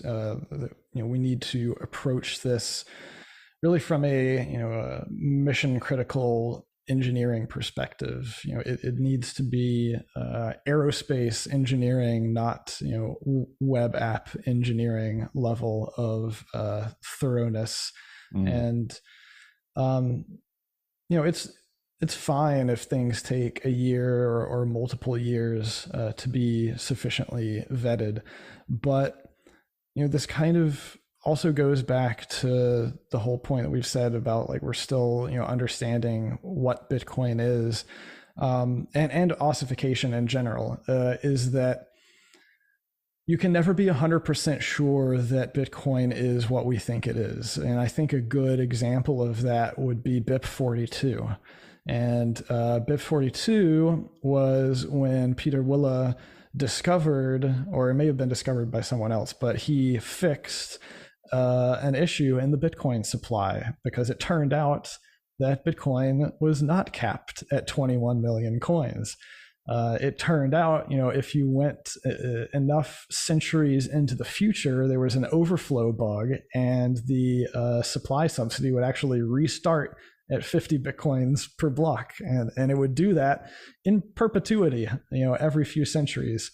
Mm-hmm. So, there may very well be other aspects of the Bitcoin protocol, other edge cases that have not yet been fully sussed out. I think there are one or two known edge cases that are currently enough decades away, like with some, I think, timestamp overflow issues that will have to be addressed and may require a hard fork. But also, it does seem like with enough time and creativity, almost anything can be soft forked, but that's part of the discovery process. Mm-hmm. Yeah, but I think those two examples fall more into the category of like fixing things that fixing problems. Whereas, I guess the crux of my question is, when we're considering, again, answering this question, what should Bitcoin be? And some people have proposals in terms of what it should be, like this vault proposal, let's say, just to use a specific example. What do you think what are the risks of implementing something like this? What when we consider this, because you might consider, as we were just saying, like, okay, the vault thing sounds interesting, but look, it's not enough of a value add, it's not enough of a benefit to go through the process of implementing it. But necessary to answer that question, for anyone to have an informed view on that, I think you have to know, like, well, what are the, even if the downside is, well, whatever the upside is, I want to know what the downside is, so I can make determine a risk benefit analysis on any given action. So what in your mind are the risks associated with soft forks? And let's, for this case, say not, ones that are fixing things that we already presume to be implemented, but things that, additional features, let's say. What are the risks? Well, I mean, any consensus change comes with the risk of introducing some sort of consensus failure. And so, I think the last real consensus failure that we had was back in 2013, and that actually occurred as a result of a change that wasn't even understood to be a consensus change, right? It was due to a change in like the database that was being used by Bitcoin Core and the sort of the locking operational like locking count in the database having a mismatch between different versions of the software, but consensus failure can happen at basically anywhere in the stack. Like this is certainly one of the things that the protocol level developers are extremely worried about, because there's this really weird, it's not a paradox, but it certainly seems paradoxical that Bitcoin is simultaneously arguably the most like anti-fragile thing, at least on the internet. But the flip side of this, if you talk to the protocol developers, the Bitcoin protocol is incredibly brittle. And by that, I mean that, making changes to the protocol are highly risky because even the consensus itself, I don't think anyone would say that they're like 100% knowledgeable, that they fully understand every byte of Bitcoin's consensus. Because, like we said, consensus rules are not necessarily just the rules that are defined in the code as saying like this is validation rule 1, validation rule 2, and so I think can you expand on that point a little bit? Sorry to interrupt. Yeah.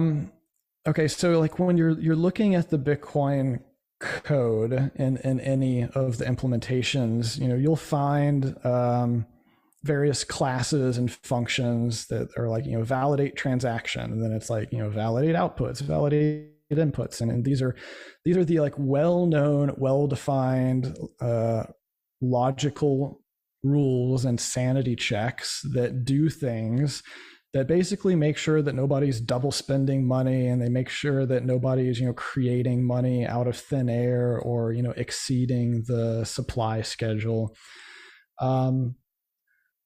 But those are not the only rules that matter. Basically any part of the code that could cause a block or a transaction to be accepted on one machine but rejected on a different machine, that's problematic. And so like for the example of the fork that happened 10 years ago, it was a database configuration inconsistency that caused some machines to accept some blocks but reject others. I think more recently, like if you go look at the CVE list of vulnerabilities that have been introduced and then patched into Bitcoin, they tend to get introduced as a result of fairly innocuous changes. In many cases, it's like somebody who's cleaning up or like refactoring some code. And it looks like the logic is the same between version 1 and version 2. They've just, made an improvement, perhaps with like some efficiency.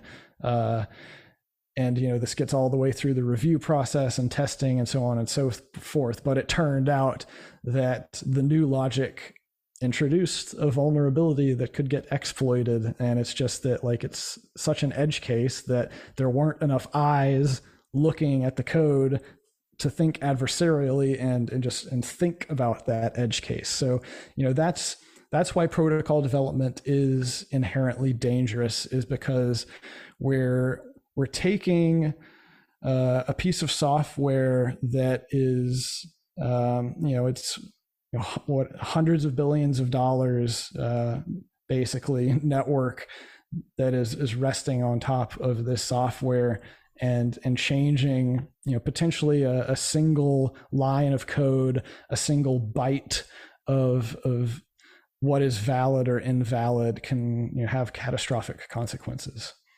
Right. And so with that in consideration, is there any way to conceptualize? I assume there's no way to quantify. So how might we conceptualize the risks associated with a given protocol upgrade?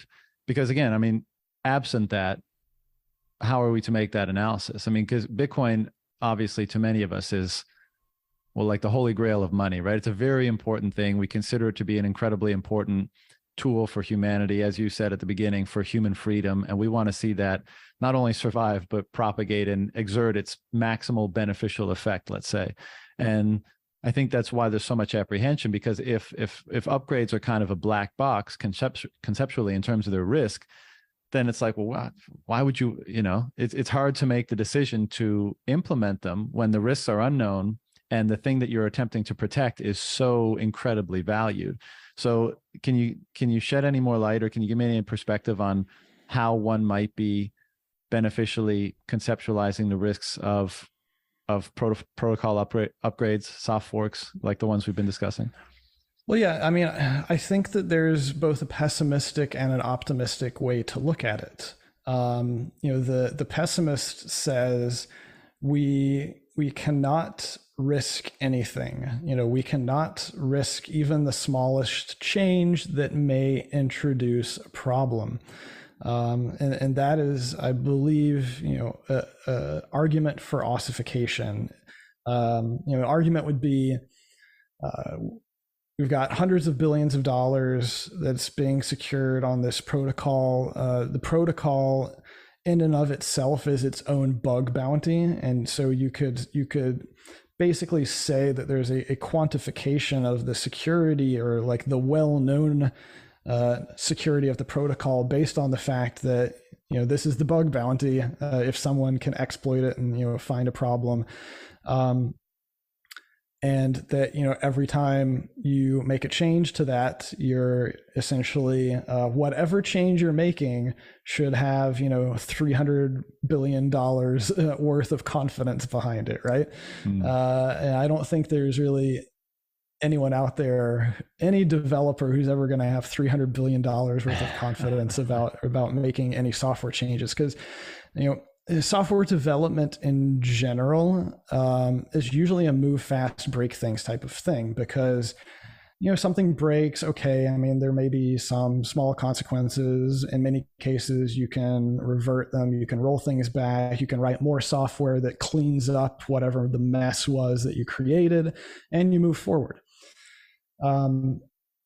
It can be harder to do that, especially on a distributed network where, doing rollbacks or takebacks, whatever you want to call them, are much more difficult. Nothing's impossible.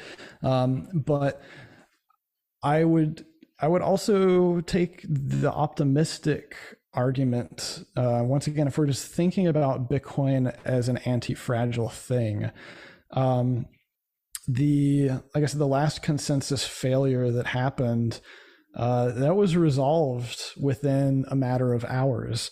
This is one of the final fallbacks in Bitcoin's security model, and that is the fact that Bitcoin is backed by people, and it's backed by those of us who care enough to pay attention and maintain it. And so even if there is some sort of catastrophic consensus failure, what does that really mean? Consensus within Bitcoin, we're talking about machine consensus. It's this fine mixture. It's both of an art and a science of trying to divine what the machine consensus should be. I almost see it as there's a sort of meta human consensus of what is ideal money, and it's just sort of floating out there. You can't really quantify it. You can maybe poke at little different aspects of it. This is what the fuck we're trying to figure out Bitcoin is this unidentifiable abstract idea, and we're trying, at least as developers, the developers are trying to grab pieces of that and codify it into machine consensus and machine code. And the value of that is that we're automating the enforcement of whatever those ideal consensus rules are. But what happens if the machine consensus breaks? I mean, you always can fall back to human consensus, and there's no guarantees around what that means, but we do know there's this multi-$100 billion incentive for people to figure it out very quickly if something goes wrong. So I kind of take we can be more optimistic and we can take some small risks. I mean, there's also risks of not ever doing anything, because software is living. Unmaintained software inevitably corrodes and degrades and becomes harder to operate. So you certainly can't stop maintaining the software. You could stop changing the consensus aspects to it. But I do believe that there has to be some acceptable threshold of risk if you believe that the infinitesimal risk that we're taking to make a change is outweighed by potentially huge gain in value and functionality.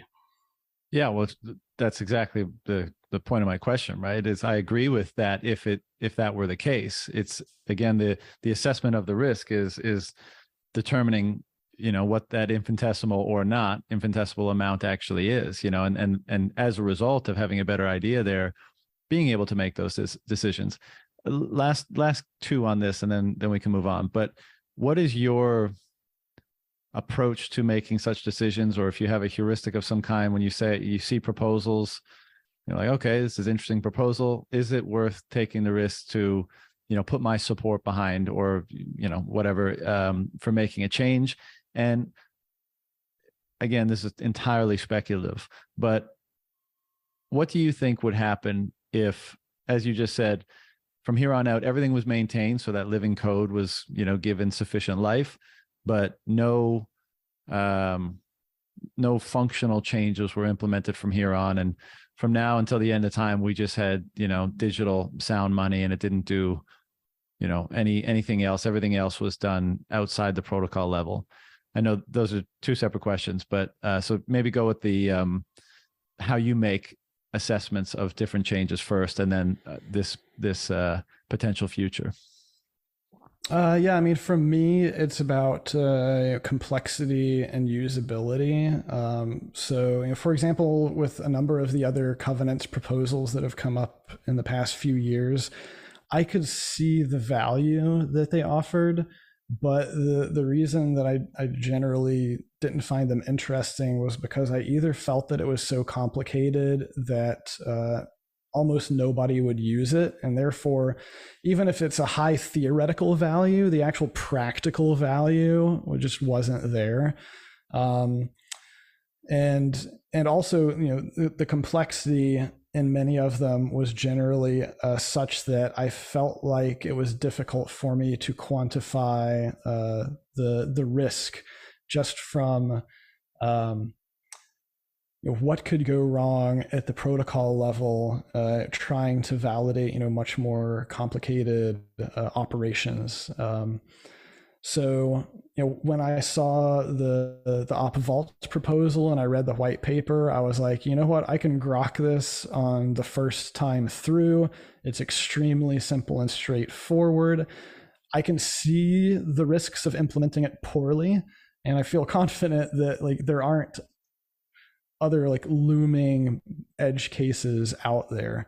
And then looking at the discussion on the mailing list as well, I noticed the general response tended to be much more constructive and just being like, oh, we could make a small tweak here and there, not of the form of this is a completely terrible idea because of this trade-off or that trade-off. Mm-hmm. And well, before I get you to go back to the second question, do you think a proposal like that is of sufficient benefit that even if people assess it like you, like, oh yeah, it's simple, doesn't seem to be a lot of risks, but knowing what we know about how these upgrades get implemented, do you think it offers an enticing enough carrot to actually go through the whole process and all the work of getting that rough consensus and becoming implemented? Yeah, I mean, I think this is interesting to me both as a security engineer and as just a regular Bitcoin holder.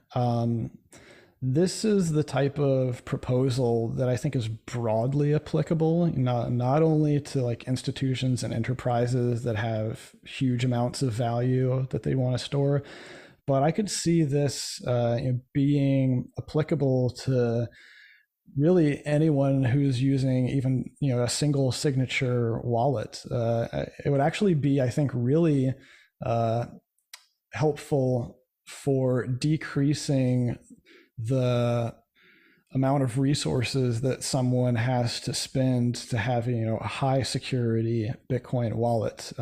Because basically, an example for like a very mainstream user-friendly application of this, I think that like any single signature hot wallet, just like a mobile phone app, would be able to implement a simple vaulting proposal like this. And it would basically be such that, sure, you have your funds in a internet connected hot wallet, which doesn't have great proactive security, but then you can basically have your seed phrase backed up, a seed phrase to your recovery wallet backed up, whether it's on metal or paper or whatever. And then, if that low security hot wallet gets compromised, no big deal. It just gets swept to your, super cold storage recovery wallet. Right. But do you think that's a sufficient benefit that it has any chance or likelihood of actually being implemented? Or do you think it's, again, not sufficient carrot to motivate people to go through the somewhat messy process of, garnering consensus and actually implementing it? Well, I think this goes back to one of the earlier things that we were talking about, where, one of the most common complaints, pushback from like the average person who comes into Bitcoin, it's a shock because the traditional financial system is one that it has all of these safety measures. Now all of these safety measures come at costs, but people are used to being able to operate in an environment where if something goes wrong, you reach out to your support representative and they help you resolve it, hopefully. There are entire divisions of these companies that you interact with that are devoted to doing nothing other than helping their customers resolve problems. Bitcoin has no support system, right? Your Bitcoin gets moved and you don't know why or where or what happened. There's no one to go to. And that's very scary for a lot of people. It is a very different security model. It requires you to be a lot more proactive and paranoid. And I think that, and this is, I guess, a pessimistic aspect of me,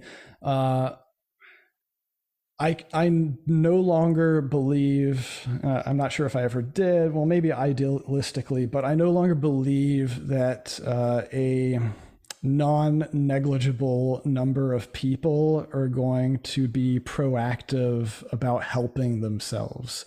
I think that, from a market perspective, people adopting Bitcoin, the ones who ought to be adopting it are those who have the most to gain, those who are in countries or financial and monetary systems that are objectively horrible, even in comparison to the first world countries. But, if we want the people who do have already, decent financial access and financial inclusion to, I think, be more comfortable with using Bitcoin and seeing the value in that, then they are going to want to have some more of the assurances that they're not going to suffer single catastrophic loss. Yeah, sure. I mean, there's two comments to that. The first one is just, yeah, sure, I agree. But again, is that sufficient motivation for this to actually, for something like this proposal to actually be implemented? Because like in my mind, I'm just kind of knowing how things generally go here, I'm thinking like I can easily see the benefit. It just doesn't seem to me that it's sufficient that it's going to motivate enough to actually be implemented, let's say. And then what we were saying earlier, the argument like, well, to what degree are we just being impatient, and to what degree supra, external to the protocol level with solutions like Casa or Fedi or, different schemes around custodying 12 words or, seed phrases and stuff like that. How much will they make up that debt? And then, my perhaps more radical side of me says, I think we live in a society today where so much responsibility has been delegated to outside entities and organizations, be they government or corporate, such that people don't own their data, they're not in control of their health, they're not in control of their freedom. There's so much reliance and or adherence to rules outside of oneself that, personally, I like the idea of people incrementally being more forced to take on more responsibility. And I say incrementally because, as I was speaking with my friend Francis recently, and he said, on a sinking, you don't need to motivate people to jump on the lifeboat of a sinking ship, that kind of a dynamic. So to what degree will people become motivated to overcome the existing security hurdles as circumstances deteriorate even further? And then to what degree will that inculcate a renewed or perhaps altogether novel sense of personal sovereignty and responsibility? And how much will that propagate into the culture and kind of contribute to this whole Bitcoin renaissance that some of us, or that I often talk about, I should say. So yeah, I mean, I get the benefit. I guess the blunt question is, do you think it has a chance? Well, I do, mainly because of the response I've seen so far, and the people that I've been talking to, at least within the security side of the community, thinking this is an interesting new tool to add to our tool belt. I mean, if you take a fatalistic hyper Bitcoinization view, that, I think there's general agreement that Bitcoin is going to do well over the long term, not because Bitcoin is going to improve, but because we know that all of the other systems are going to continue to strangle themselves, shoot themselves in the foot and do like just economically unbelievable things, that will be the incentive for people to switch to a more sound system. Then the question is, are there changes that can lower the entry point to make people more comfortable jumping off of the boat? If we agree they're going to jump off into the life raft at some point, what would make them jump off sooner rather than later and hopefully save more of their wealth? That's one perspective to look at it. From an implementation perspective, who are the interested parties, I guess, is an interesting question. So, obviously there's going to be debate and development at the protocol developer layer of the ecosystem. But that's not sufficient in and of itself. Even once something gets into the protocol and gets activated, the onus is then on the rest of us who are using Bitcoin as a platform to build our services, our applications on top of. And like I said, when I surveyed the most recent proposal, I'm like, I could see every Bitcoin wallet out there, regardless of its hardware, software, single sig, multi-sig. I could see them all looking at this and seeing this as a valuable new set of functionality that would be additive to what they're already offering. So yeah, I mean, that's why I do think that vaulting proposal that is straightforward, and if it can be de-risked, like we said, and non-controversial, then that the likelihood is high. Now, the history of Bitcoin governance and changes, especially post-scaling debate, has certainly been interesting. People got burned out by the scaling debate. There's certainly been much slower consensus changes, and looking at Taproot's activation, I felt like people, or at least the interested parties and developers who were focused on getting that through, they were making mountains out of molehills. Basically there were arguments about the most trivial of activation parameters, not even arguments about like the actual functionality of the protocol, but rather about like exactly like what should the game theory of activating be like. And that's, this is where it's hard to say, is this a good thing or a bad thing that we don't have what I would call a well-defined, repeatable activation process. It seems like every feature that gets activated is done in a different way than it's ever been done before. On one hand, that it keeps people on their toes, and on the other hand, that maybe that makes it more robust by making it so that there's no specific actor or vulnerability that can be used to stall. That seems to be the main. I would say the main issue that people are worried about now is that from the scaling wars, we didn't understand until much later that the miners were stalling because they had a secret. They had an incentive not to have SegWit on the network because it improved their profitability with how they were manipulating nonces and stuff. And so ever since then, it seems like there's been just a level of apprehension around like, how do you make once again, a fair activation process that isn't going to get stonewalled because of perverse incentives? Yeah, it's a super interesting question because, as you say, on the one hand, I mean, that kind of opaqueness makes it more difficult to potentially co-opt, right? Because there's no straight line of attack, but it also makes it more difficult for the people that are participating it as, honest actors to know how to participate, perhaps. And so I guess it remains to be seen if it's a feature or a bug. I lean towards perhaps the former, but we shall see. And my I guess my final comment on making protocol changes to accommodate certain use cases, let's say, as we've been discussing with vaults. And this is definitely the more perhaps radical side of me, but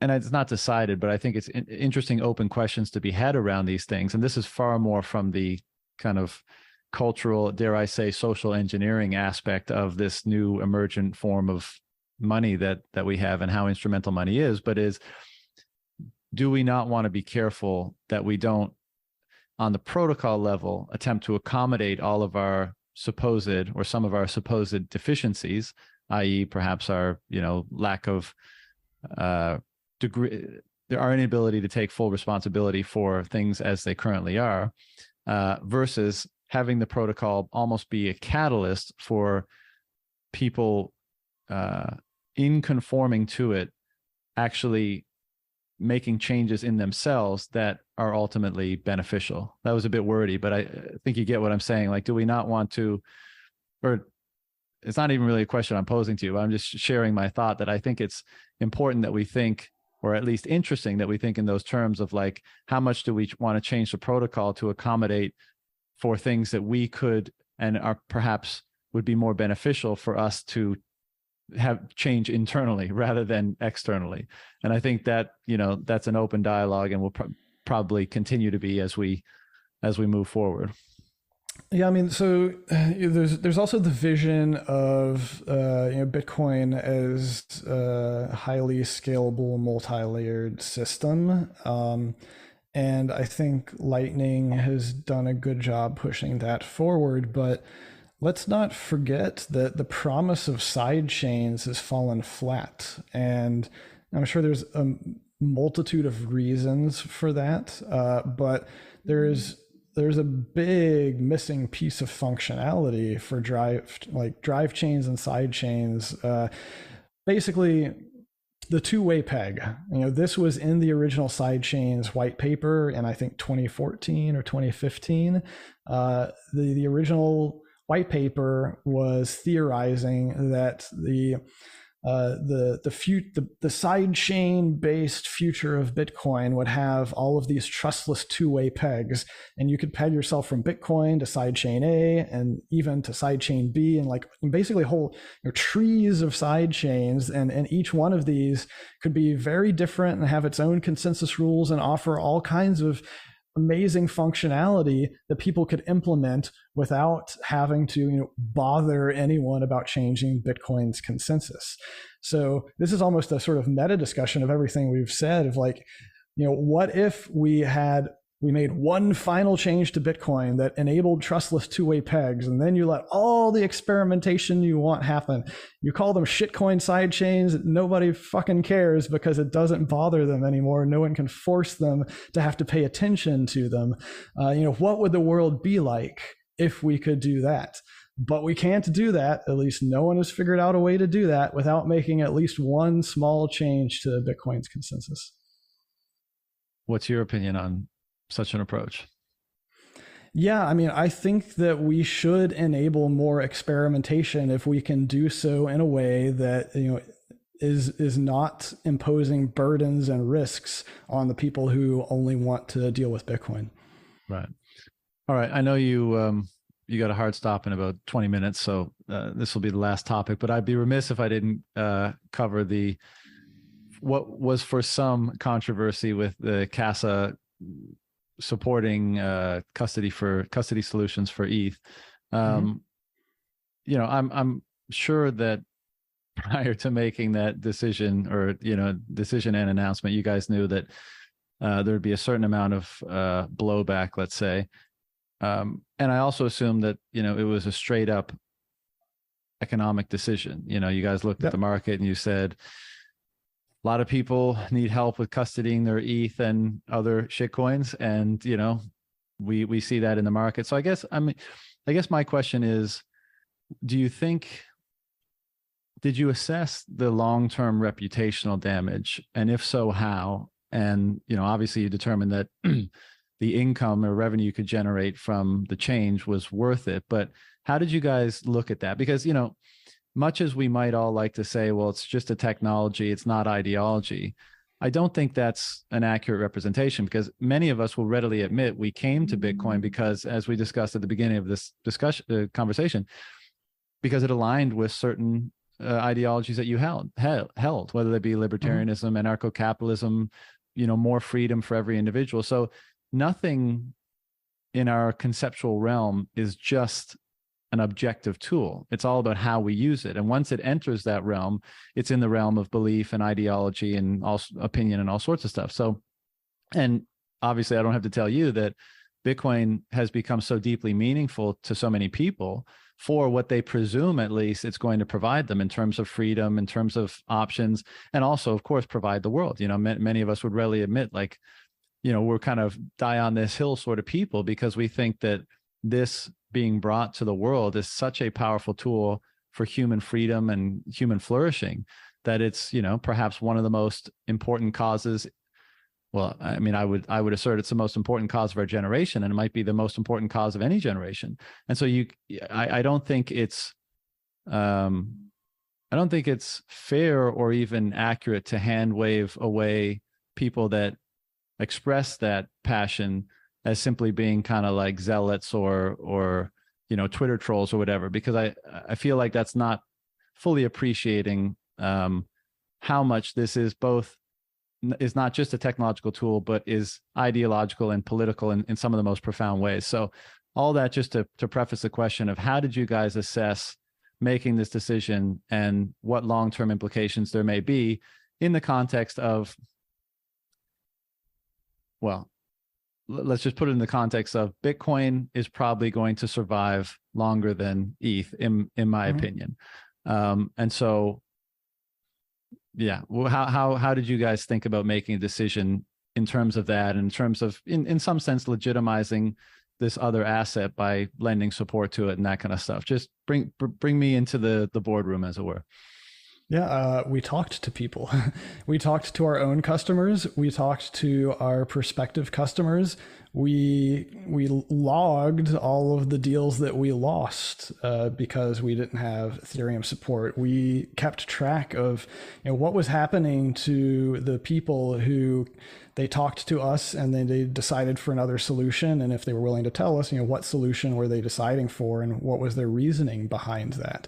And so, what we increasingly saw is, that there's a lot of multi-asset people out there. I wouldn't want to speculate offhand, but they're probably less, of the adherent Bitcoin types and more of the investor types. But these people, especially the ones that have come in, more recently in the last cycle, and they're just looking at this and diversifying, or they're interested in the various apps and utility offered by Ethereum. And most of these people, they also have Bitcoin because they see that as another diversification. They understand that Bitcoin and Ethereum are very different things.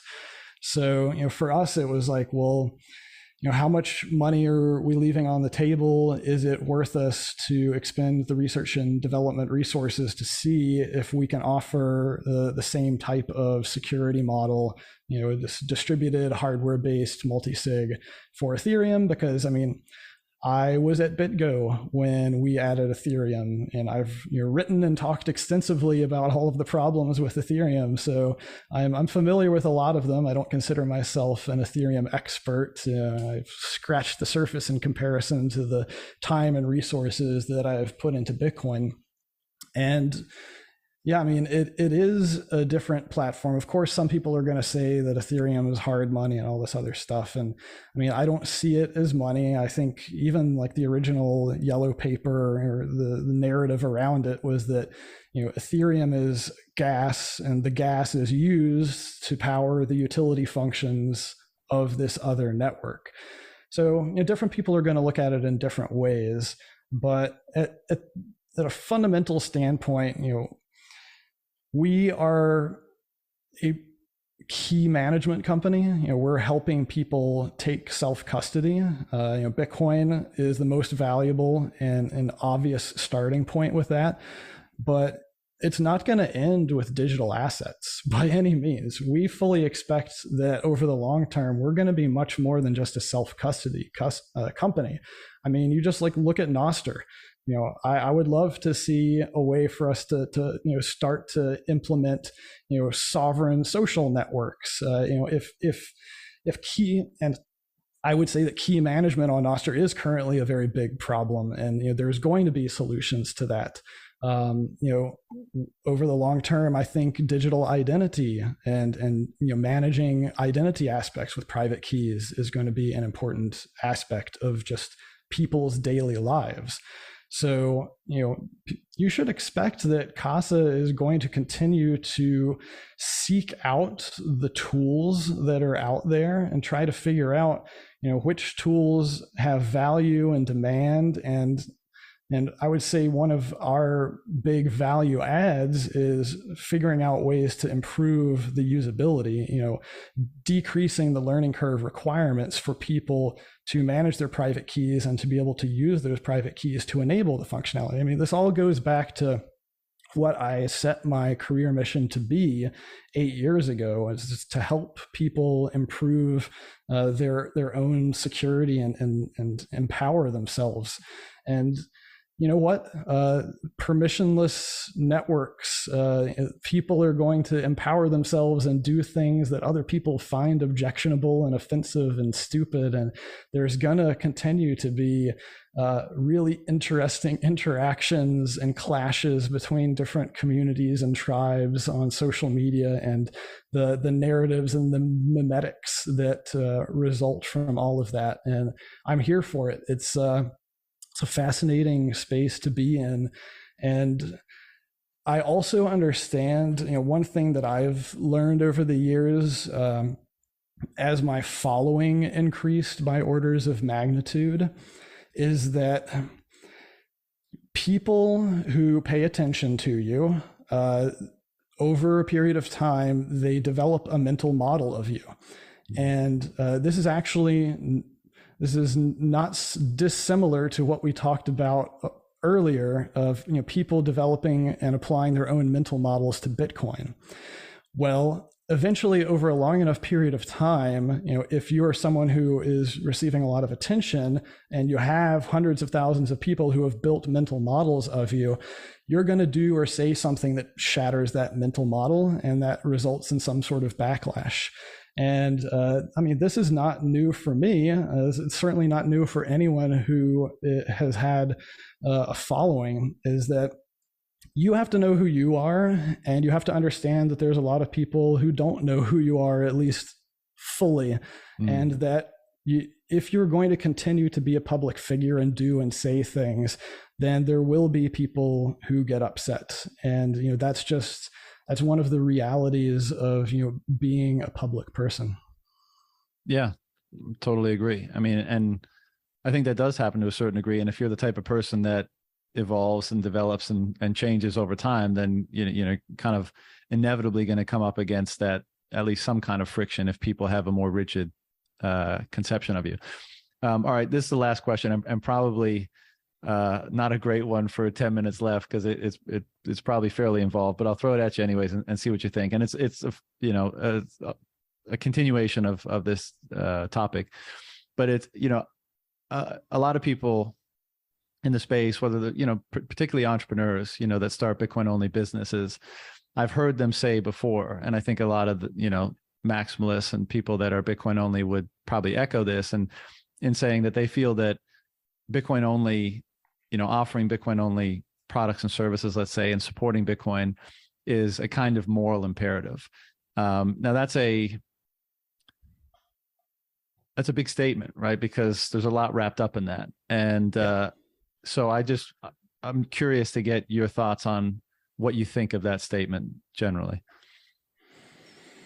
9 minutes. I mean, I think that, I'm not going to be imposing my morality on other people. We all have our beliefs about like what is ethical and unethical. I mean, I do consider myself to be a strong proponent of the non-aggression principle. I'm a builder. I'm going to continue to build things, and some of these things will be objectionable, but for me, it's a question of, am I building something that is helping or harming people? And of course, this is a huge rabbit hole you can go down. I'm sure people will say, well, the fact that you're even facilitating, Ethereum stuff, people are going to hurt themselves. There's a lot of scams, and the whole thing, is based upon a premise that's, not fair, and so on and so forth. But people are, whenever you give people a tool, it will be used in harmful ways.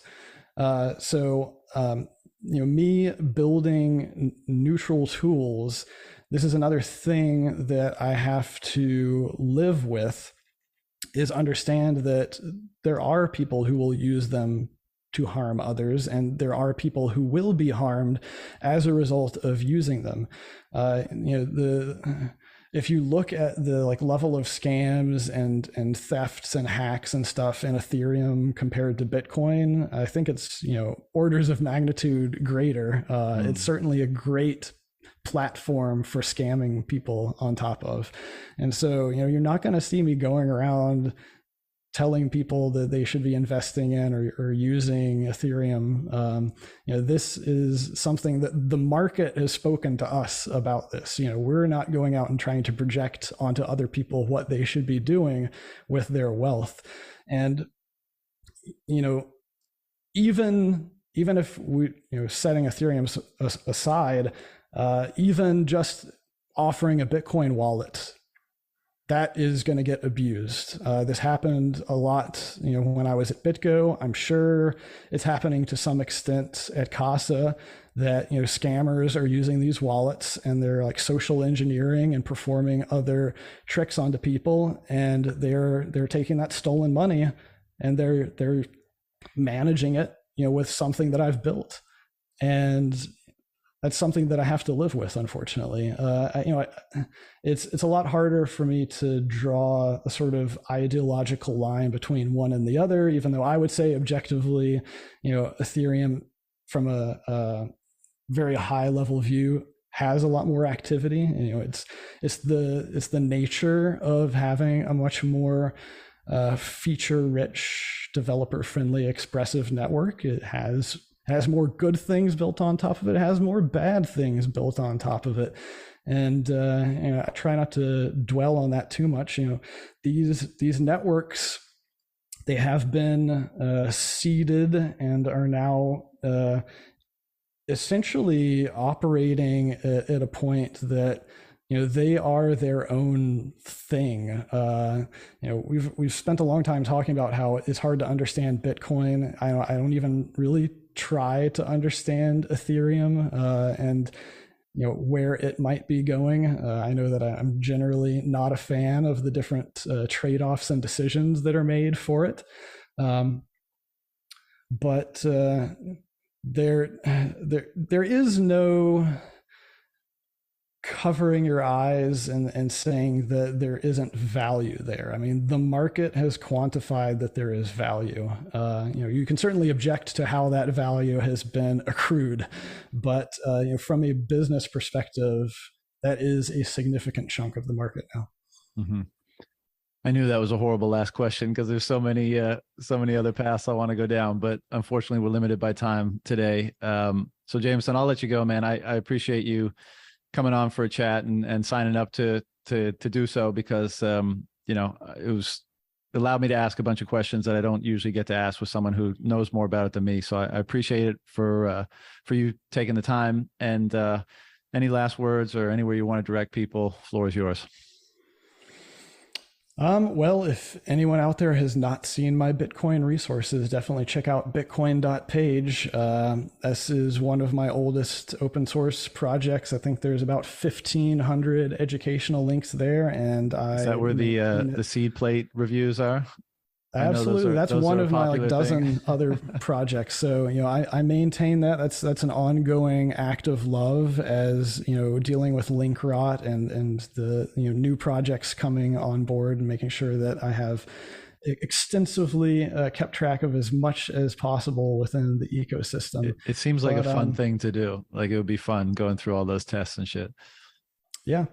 But sort of in closing, I'm a techno optimist. I do believe that one of the great powers of this network, even though it can be quite confounding and make it difficult for people to understand and operate within, is the fact that it's distributed and made up of so many different individuals, and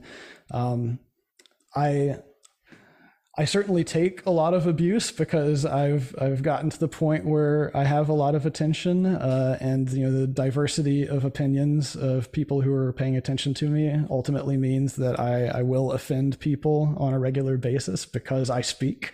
But I wouldn't have it any other way, and I'm not going to be going away. So, feel free to continue to hurl all of your opinions, both good and bad, and I'll be paying attention. Awesome. Well, look, man, thanks again, and look forward to catching up sometime in the future. Thanks. Take care, brother. Bye.